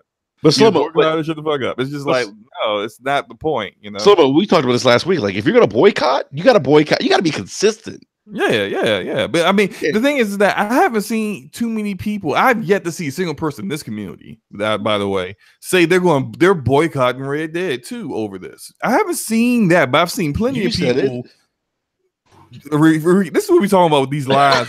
This is what I'm talking about with these lies. You trying to slide in these lies here and there, and people pick this stuff up and be like, Slow-mo said Hitler was a nice guy. Like what? Like no, I didn't say that. That's a little extreme, Slow-mo. Come on, man. Well, look, man, you be out here with these extreme lies. I have never boycotted anything, honestly. Really. Slow-mo, you know it's love, man. You my man. It's love, man. It's like, I know. But balls, man. All I'm saying is that I've seen way too many people in this community going after these boycotters, these mythical strawman boycotters, instead of, you know, actually just keeping it on topic. The topic is crunch in the gaming industry with devs, and devs not being unionized. And I think they definitely should get a union for the kind of crap that happened at Telltale.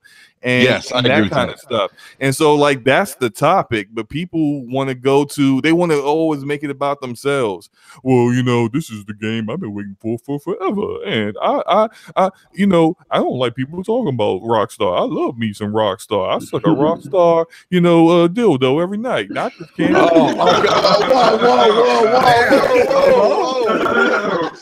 Whoa. But that's how they act. They get all emotional. You know, and it's just like, look, it's not saying you can't go buy the game, enjoy it, and love the game. I'm gonna buy it too, but you can enjoy the game and say, good job, devs, for making a great game, but I don't like the way you were treated when you made that game.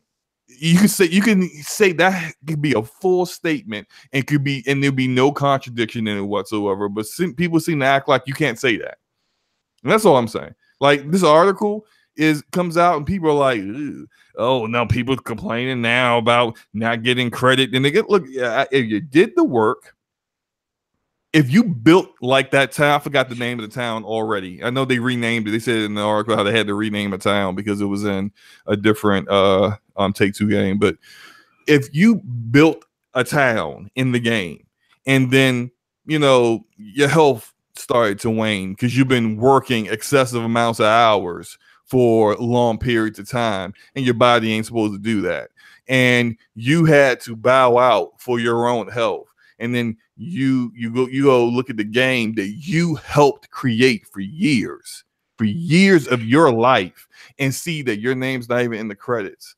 Like, it's kind of fucked up. But we also don't know that Rockstar is doing that. Well, they said that. They said that. They specifically said if you get sick. Well, I mean, look, okay, that if you get specifically situations, but they said if you're not there when you finish the project, then your name's not going to be there. Here, we don't know the context of that either. We don't know specifically what that means. But I can't give them like. But you have to. But you can't. You can't. I have to take their word for it though. But if they say you're not there when it's not just if you leave. If you're not there, there are multiple reasons why someone's not working at a company anymore. When they, you could leave, you could, get sick and have to be on like disability or something. You could die and not be there anymore. Like you could pass away. Like what was it? What game? Shadow War. The guy passed away. He got credit. They even made a little troll for him in Shadow War. So what I'm saying is we don't know that for sure. I mean, we can speculate. I guess this is my broader point to all this. We don't really know everything, and corporate America, companies are so complicated. Work-life balance, culture. I mean, there's so many variables in this. Like B talked about management and stuff. I mean, sometimes the right hand doesn't know what the left hand is doing. I mean, that happens. Yeah. Okay. Look, this will be my last thing I'm gonna say on it, and this is just something that kind of like earlier today when you did your rant earlier today kind of popped in my head because I was at work, and at the time now I don't drink soda. No, that's not my office. That's another office in my company. I can drink soda all day in my office and not get berated by my boss. It's all good. Seriously, that guy should get fired. By the way, yes, he should have. He's also a real racist because don't give me. I'll tell y'all some stuff off air. When you were talking, I was listening to you as I was working. I don't do coding, but I do go into code and modify it at times and make some modifications. I do know that much about coding. Are you a Python developer? No, sir. I'm a network engineer, Cisco specialty. You drink Cisco? I work on Cisco. Shut up. Look, so my point is that I'm looking at the script that a former employee created. And he created this PowerShell script. I'm going in to modify it, make some changes, and I see his name all through it. And it brought me back to something that he had said the first time I looked at his script, and he was kind of showing me the ropes with PowerShell. And he said, hey, look, always when you create something, always put your name on it so people know who made this. And then there's a way that when you write the code, there's a way that you can you'll put like a symbol on the left side so that people can't the code doesn't get it doesn't take into account the words you're written there. But then when you don't put that symbol for another line, it will use this line for the code to execute whatever commands, if that makes sense. And he will put his name and instructions of what this code is. This code is this part of the code does this. Then somewhere at the bottom, this part of the code does that. And then he would sign his name at the end of it, just so that every time someone else looked into that work, they know who did that. And I'm thinking, man, that in a non-gaming field, this is just regular technical IT field. Yeah. People have to make sure that they get credit for the work they did. It's a really, really important thing. And I think that supersedes any, hey, they told you ahead of time, so you already know what the deal is kind of stuff. Like, I think it's just wrong to not give people proper credit. And big props to the guy you said that you spoke with who works with Sony. The guy, David Jaffe, man. Oh, okay, I didn't know who I couldn't remember who you were talking about. But David, I'm glad Sony does that. I'm glad if you write anything with Sony, your name's going to be in let me tell you what Jaffe said. Jaffe said, he said, look, I don't believe in dangling credits in front of people to get a job done. He's like, at Sony, if you did any kind of work in the game, you're being put in those credits. He's like, and that's why their credits are so long. But he's like, but at the same time, he's like, I'm not gonna hate on Rockstar because that's the environment, and they have every right to create that kind of environment. That's what they want to do. They have the right to do it. Sony didn't do that. Sony want to create a different kind of work culture environment. And that was basically, the gist of, the conversation about that. So, see, I'm interested to see. Obviously, I think we're going to hear a little bit more about this. But by the way, speaking of Red Dead Redemption 2, guys, we are giving away a free copy of Red Dead Redemption 2. We're announcing the winner next Wednesday. So, if you want to try to get a free copy, if you can hold out a couple days after release, we're going to be giving giving away a copy for free. So, did tweet out the link to the contest to win a free copy of Red Dead Redemption 2. Again, you can choose whatever platform you want the game on, or whether you want the physical or digital copy. So, with no need to buy some big disgusting ass chalupa. Yeah. Yes, no chalupas here. Yeah. Or we won't force you to eat rat poison chalupas. No. But I do want to talk about one more thing before we wrap up, guys. Because I think, Slow-Mo, you said I was going to damage control this. I mean, you damage control so many things. Hey! I can't remember which one this is. Wait, wow. Okay, there you go with them lies, but that's okay. That's okay. Hey, you better be careful. Forte might hop on from his cruise in this podcast. So Forte, he better not hop on, man. Enjoy your vacation. That dude's out there in the middle of the Caribbean somewhere, right by the beach. Right, boy. Go ahead. What is going on, Bethesda? How are you going to put out a note to your fans? See, this is. I mean, look, guys, we have joked about Bethesda and hand face, and the hand face textures in their game engines. They have the worst character models ever. They do, they really do. But their games are good. I mean, but they're buggy as shit. How are you going to put out a letter to your fans? Try to excuse bugs. Their games are good. No, the games that they work on directly are good. You mean the games they publish? Yeah, all the games they publish are good. All the shit they make is garbage. Yes. Garbage. But guys, I mean, did you guys read a note to our fans? Yeah, man. a note to our corporate shills. I'm reading this shit. I'm like, are you kidding me? Attention to damage controllers. Guys, exactly. This should have been a note to our damage controllers. I am. This is fucking 2018, and I'm beside myself because I've been and some I know where you're coming from. You're like, Enrique's with damage control because look, I love Fallout 4. I'm a big fan of the Fallout series, even despite the hand face textures. I can't defend this. Should I read this whole thing? Man, what's up with the beta time though? Like, why is the beta only running for 2 hours at a time? Because it's garbage. They said they wanted to get stress test their servers. So wait, but who gonna play for 2 hours though? Like, yeah. There's I gotta stay at the house and wait for the servers to open up, only to play for about 30 minutes because the game gonna be garbage. Yeah. See, they already messing up. This is not how you stress test the servers. No. This isn't how you do it. You stress test the servers on certain times of the day, like late in the evenings. Like you always have the beta running, but yes. You just know, like late in the evenings when people are off work, they're going to be on your beta. That's how you stress test it. Or on the weekends when people, aren't at work during the day, you're going to be able to look at the times of say, hey, look, this is where, people have the free time to play it. We can stress test it then. Only doing, they don't know what they're doing. They don't make online games. So this is uncharted territory for a company that acts like they don't have a QA department.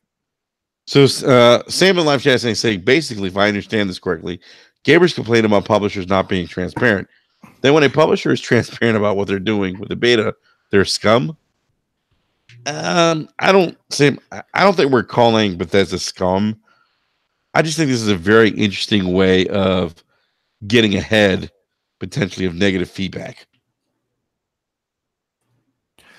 you know, it's okay to be. I'm not knocking them for being transparent. I'm knocking them for the fact that they have a reputation of having very, very buggy products, and it seems like it falls on deaf ears with them. Go ahead, Eric. You're about to say something, man. Oh no, yeah, saying, nobody's calling them scum, but it's like saying like, okay, you can be very transparent, doesn't necessarily mean that you're right.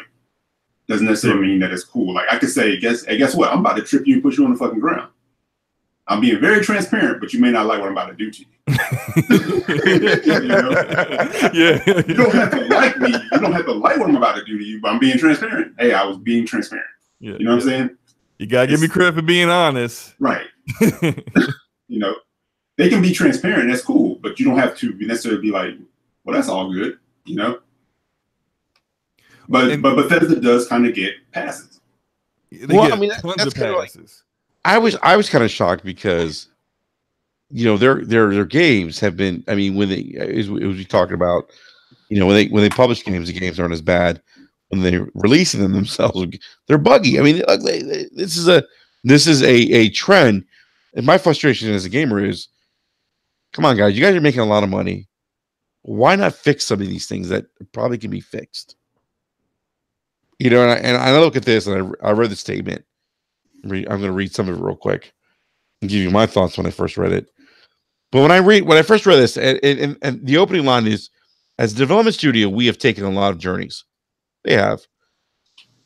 We try not to repeat ourselves, yet all our games have a similar DNA. Yes, they're buggy.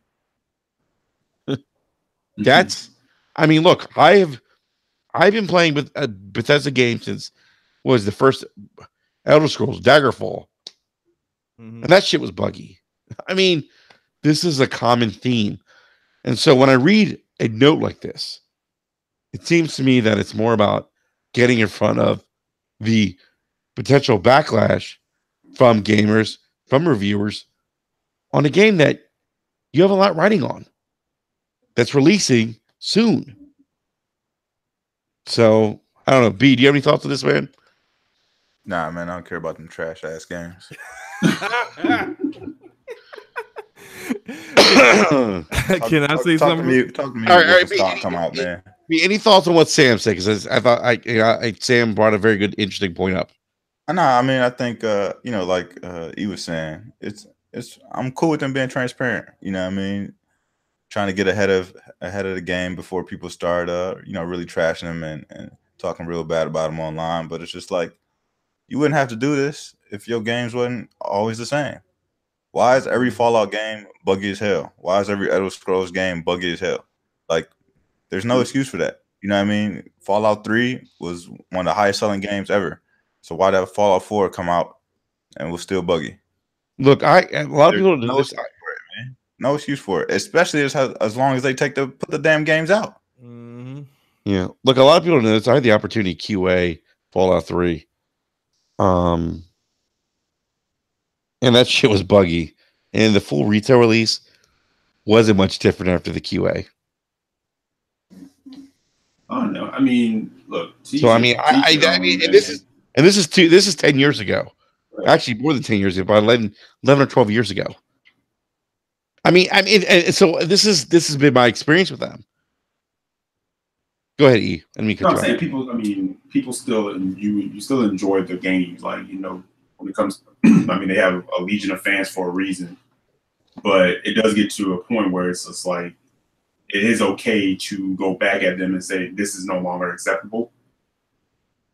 You know, it doesn't make you less of a fan, but like it kind of goes back to what Slomo was saying earlier. You know, depending on who it is, people, you know, on one side of the fence, it's okay to like go at XYZ, but everybody has their publisher or whoever that they're willing to defend. We all kind of have that, you know. But I don't know. In this case, it's the same thing. Like with Bethesda, it's like people kind of look at their bugs as charming. Yeah, they get that. Yeah, I don't get that at all. That's Bethesda. And you know, there was a point where okay, that was fine, but we're deep into this generation and about to go into another generation, and they're putting out a letter like that. Yeah, like we already know Starfield is coming. They announced that. Right. So next gen, when Starfield releases and it's buggy as shit, like we don't have the right to be mad? You know, like Sam just wrote, Bethesda knows that. That's why Fallout 76 is having a beta. That's why they are expanding to 2 new studios and hiring a metric ton of devs to increase quality, polish, and dev work for next gen. I mean, I don't, you know, I'm going to say that they're having a beta because they're doing an online only game, which is new for them. And when you're doing an online only game, you gotta. Well, it's not new because they had Elder Scrolls Online. Yeah, but they didn't make that. They like Bethesda Game Studios didn't make Elder Scrolls. I thought they did because the studio, because they have a studio in Hunt Valley, Maryland that does online. Bethesda Online. Yeah, I know about that studio, but this is let me look at it. I'm pretty sure it's Bethesda, dude. I don't think Elder Scrolls Online is done by Bethesda Game Studios, but let me. Pretty sure it is, but if I'm wrong, let me know, man. I'm pretty sure it is. It's done by ZeniMax Online Studios. So ZeniMax is the parent company. It's the same thing. Okay. But it's okay. So I mean, but didn't they do so they did a beta for that too, right? Yeah, they did. Okay, so that's the reason why they're doing a beta. They're doing a beta because they have an online game.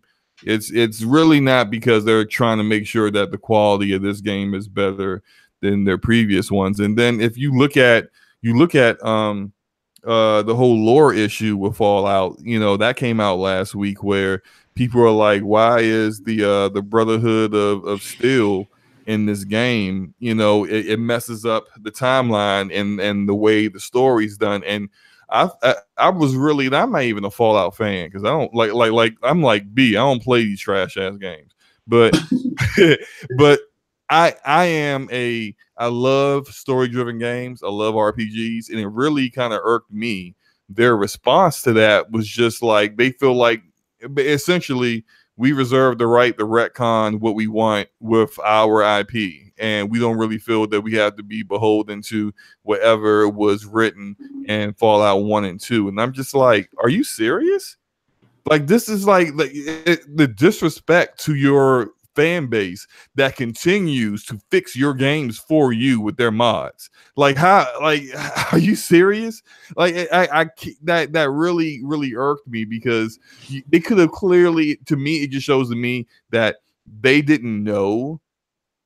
The narrative team did not know what the fans knew, and they didn't know about it until the fans came out and said Brotherhood of the Steel shouldn't be in this game because they're from California and they didn't come out the vault until 30 years after this game takes place.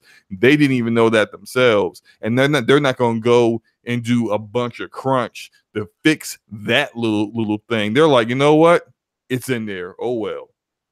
That's what it seems to me. We're not going to go back and fix that. We're not going to go back and spend weeks, you know, creating a new faction or a new group to make up for our mistake. If this was maybe a year or two ago, maybe they would have did it, but not now. Not when we're about to launch in a couple of weeks. It's a done deal. But instead of coming out and saying, "Look, we may patch this out and fix this," later after the game is launched. You come up with this really condescending and disrespectful statement to your fan base. That's just not cool to me. And I don't, I can like take it as being a huge Dragon Age fan to come out with the next Dragon Age game, and instead of like everything that happened in Origins, they come out with some other nonsense. And it's just like, that's not right. And then BioWare comes out and says, well, look, we have the right to retcon whatever the hell we want. So if we want to say that the Grey Wardens lost the war and that, all of Ferelden is burnt up, we're just going to do it. Like, I'm like, you know what? Then I'll just take my money elsewhere because I don't want to play a game where, you're just kind of just doing whatever with the storyline. That's not cool. Okay, I'm off my soapbox. I'm sorry. I didn't realize how long I was gonna go in on that. Yeah, no worries, man. No worries. Get it out there, man. Get it out there. Yeah. So, real quick, guys, Metacritic predictions for Red Dead Redemption 2. What do you guys think? B Money, what do you think, man? I think it's gonna be 90. I'm gonna say 98. Damn, 98. Yes, sir. I think it's gonna get up there. What? Dude, Wow. You're giving them the Kojima factor. I think when you wait this long to release a game, it should be rated that high. So you got people worried about horse balls and all this other nonsense. For real. The game got to be up there. It's got to be close to damn near perfect. So I'm gonna say 98. All right, E, what do you think, man? I think it's gonna be a perfect 100. All right, now you're bullshit. Yeah, I don't know why this just remind me The Price is Right. You know how so 98, 99. I'm waiting for someone to spin that big fucking wheel. Right. I think it's gonna be probably about between like 95 and 97, like the 95, 96, 97 range. If you need me to pick a definitive number, I think like a 96. All right, Slimmo, what do you think, man? That's actually the number I had. I actually wrote that on Twitter in the tweet earlier today. I think that it's going to be a 96. And I've been right about the last two predictions, so it's probably that's pretty high, man. I was right about Detroit. I was right about Spider-Man. I was right about Forza. So no, you weren't. No, you weren't. I was right. Here we go, Enrique. You said Spider-Man was going to get 79. I absolutely did not say that. I did not say that about Spider-Man. All right. So you're going to do 96? Yeah, 96. All right. I'm going to go with 90. 90? Yep. What? That's really crazy. 90's good. I mean, they're great. 90's a good score. So you think it's going to score lower than God of War? Yes. Wow. Okay. Yes, I think so. So why do you think it's going to be that low? You think it's going to be lower than God of War? Yeah. Well, I mean, are you just trying to, be edgy? I'm trying to be the edgelord here. So, anyhow, he's doing his thing, like where you're concerned. Slow mo is like you said 96, so he's coming in at 90. Yeah, exactly. just playing the odds and have something to fight with you. Yeah, exactly. Yeah. I mean, 90's still a good score, so it's a great score, but I think the expectations are so high at this point that there's just 96 isn't. I mean, I'm sorry, 90 would be disappointing at this point. Chief told me saying 96 or 97. Yeah, I said 96.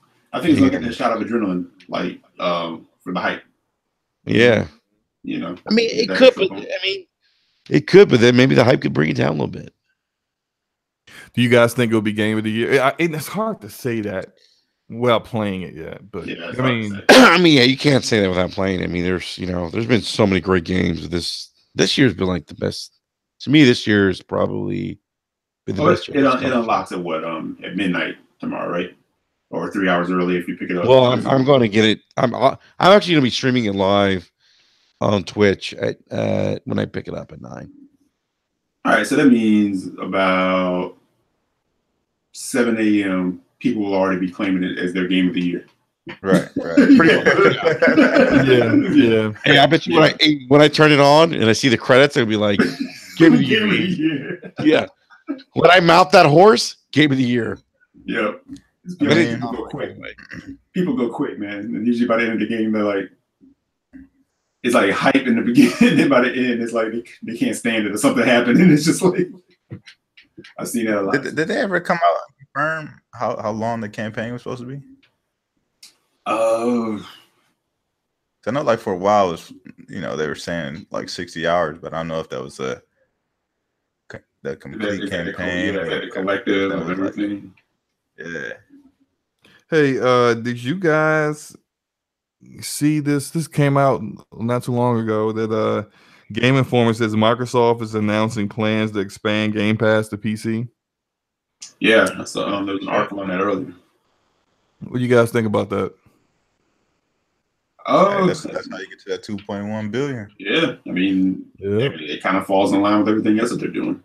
Yeah, So it's it's interesting. like, yeah. Interesting. I'm seeing some of the the fanboy Yeah, I mean, is really loving it right now.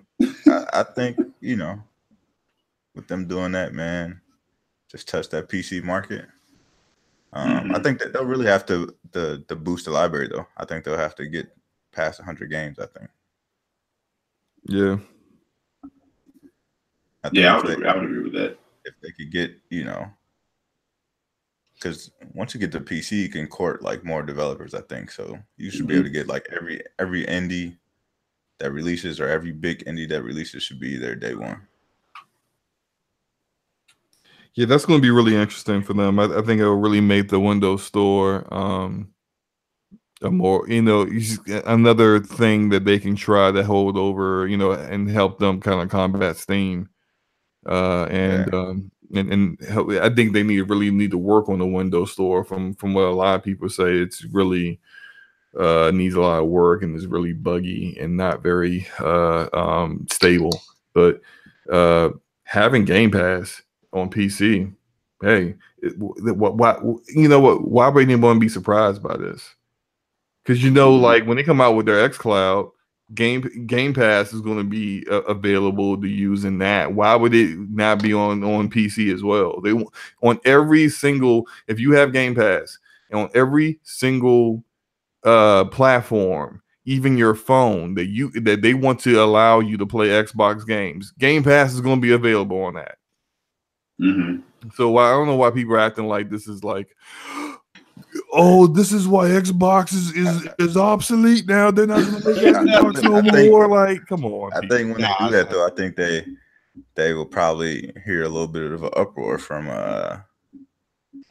just Xbox fans. Oh, they're going to. Just because of, what I mean, if you still on Xbox, you still paying for gold, what I mean, to access those games online. And if you get Game Pass, it's like, pay $10 a month. You can still play, what I mean, especially like Halo and stuff like that. That's all in Game Pass. It's like they don't need gold to access that. You know what I mean? So that'll be another argument from the Xbox player versus the PC player. I think if you're an Xbox only game, the only thing that I would be upset about are games like Gears Tactics, Age of Empires 4, and that new Minecraft game all being exclusive to PC. Remember the priest in Age of Empires? You guys remember that? The priest? No, I haven't. No. I don't know. Anyhow, okay. Okay. I was just taking it back to the days I used to play Age of Empires. The priest would like take over the enemies you're invading, and they come out and they would like chant. They'd be like, "Oh, oh!" That's all you would hear. No one remembers that. No, fam. Okay. No, we're good. All right, yourself on that one. Yeah, I feel like an asshole. That's okay. But no, I just think like I kind of hope that's another thing that's announced at XO, that now that they're allowing mouse and keyboard support, officially supporting it on Xbox. That means that there's no excuse not to put like Gears Tactics on Xbox.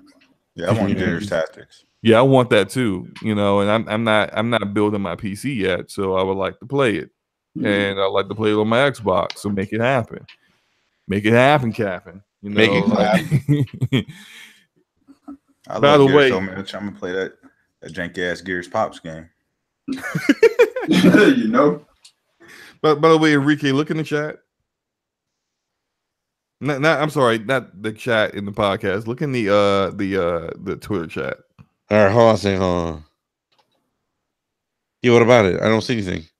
You don't see my accurate Metacritic scores? Yeah, I do see that, but I don't believe you, man. Physical evidence. No, I mean, I'm sorry. I don't believe that you got the Red Dead Redemption right. Oh, you don't think it's going to be 96? Yeah, I'm sorry. That's what I meant to say. I think you were right with your previous predictions, but I think this time you're going to catch a loaf. Well, man, I told you I'm like Steph Curry out here, man. I don't catch those, man. Shit, here we go with that nonsense. 30-foot threes, man. All I do is win, man. This is gonna be a W. I'm telling you, look, it's gonna be 96. Oh no, threes from the locker room.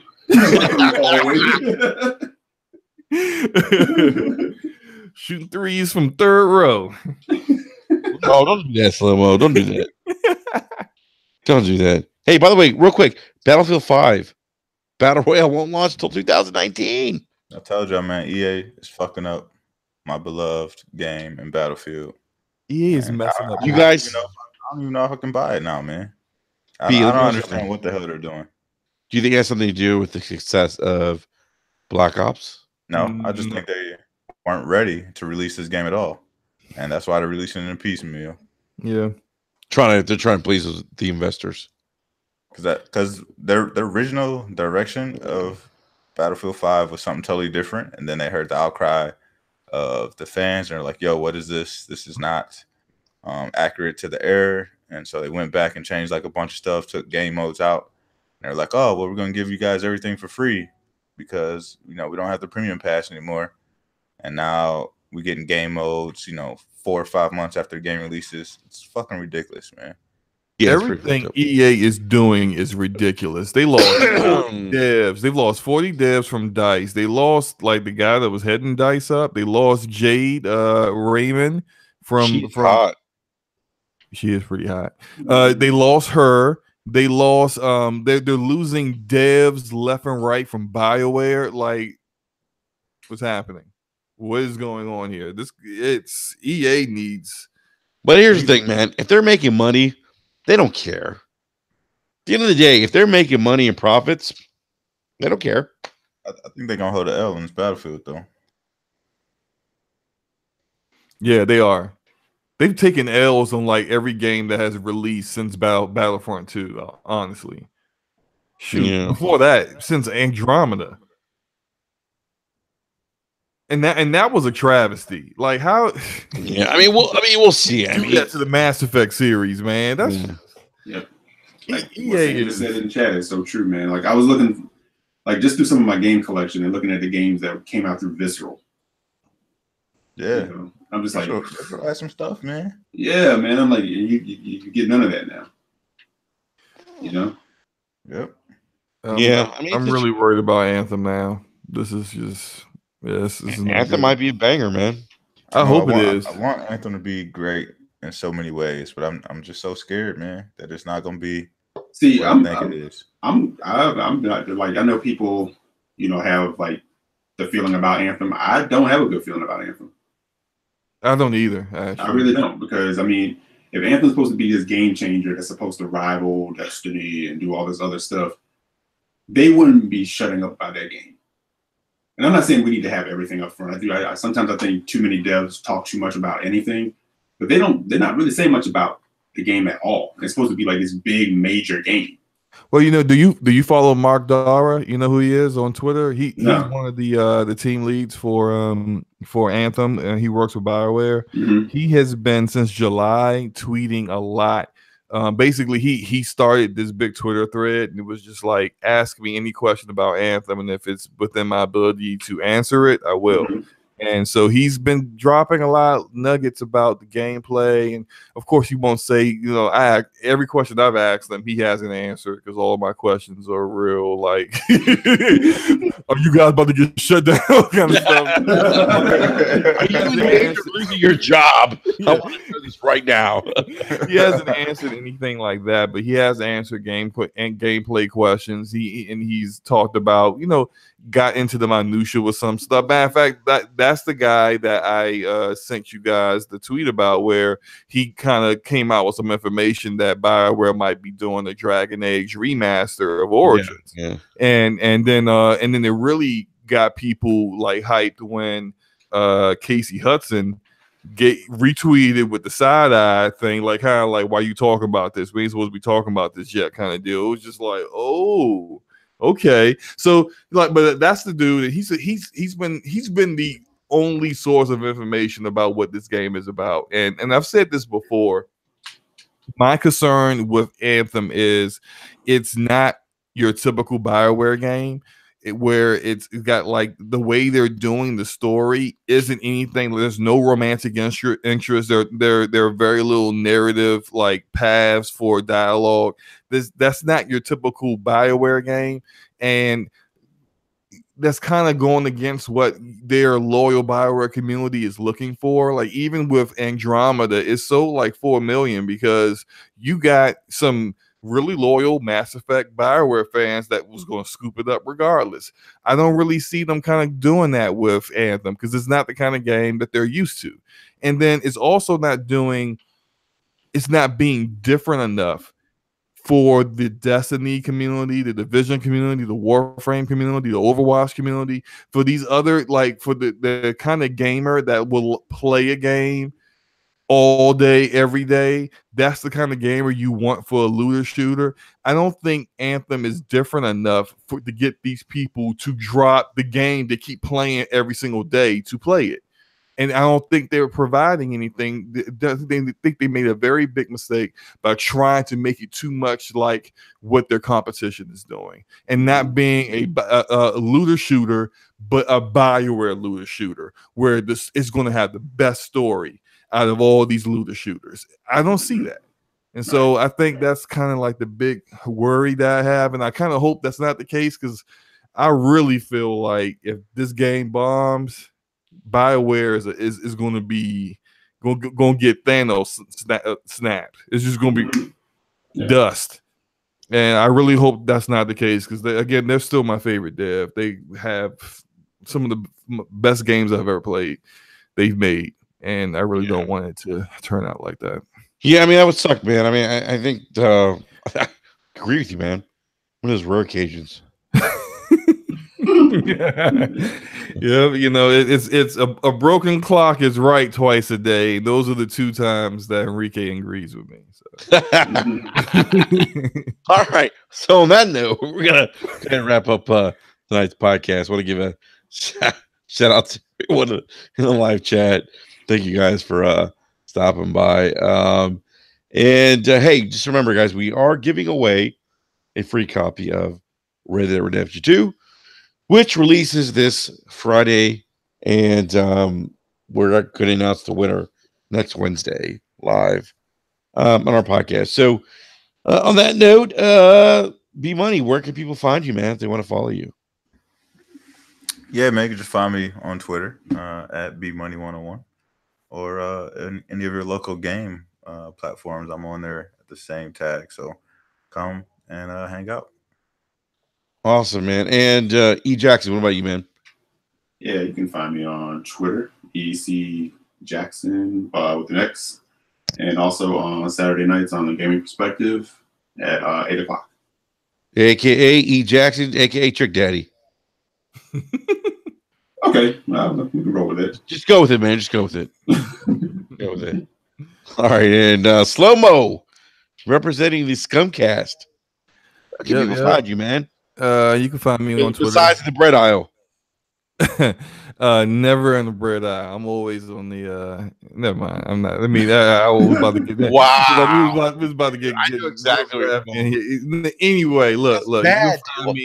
You can find me on Twitter with the same name. And she told me it's funny.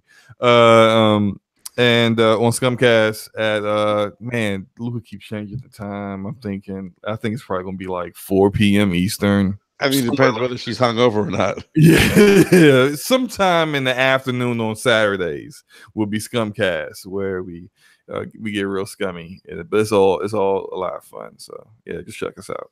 Yeah, no doubt. So big shout out again, everyone in the live chat. Thank you for coming by, hanging out with us this evening. Again, remember, we are giving away a free copy of Red Dead Redemption 2, and the contest will wrap up on Tuesday. So, hey, if you want a free copy, check us out, listen to us. Go to follow me on Twitter at Enrique at Brap_podcast. You'll find the contest rules, and you can enter there for a free copy of Red Dead Redemption 2. So, on that note, I'm losing my voice. Like I always do at this time. Because I'm getting old. It's a problem.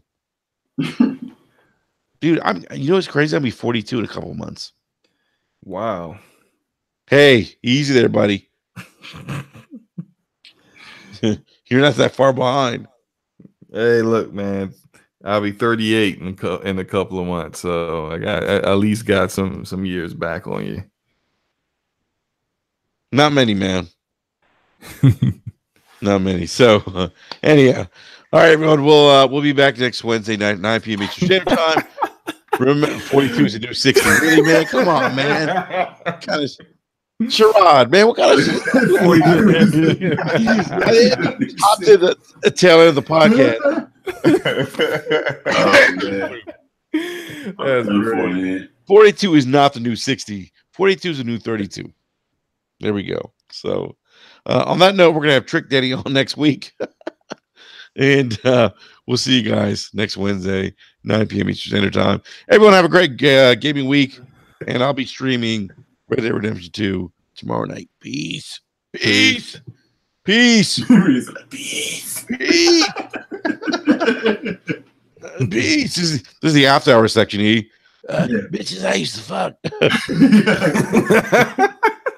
my motherfucking weed. Get my weed. I sound like the DLC. Oh, man. Hey. All right, y'all. Everyone have a good night. B, you still there? Of course. We're broadcasting after hours Brad. It's like I'm just kidding. Oh, gosh. Let's talk some basketball, B. I'm just kidding. All right, everyone. Good night.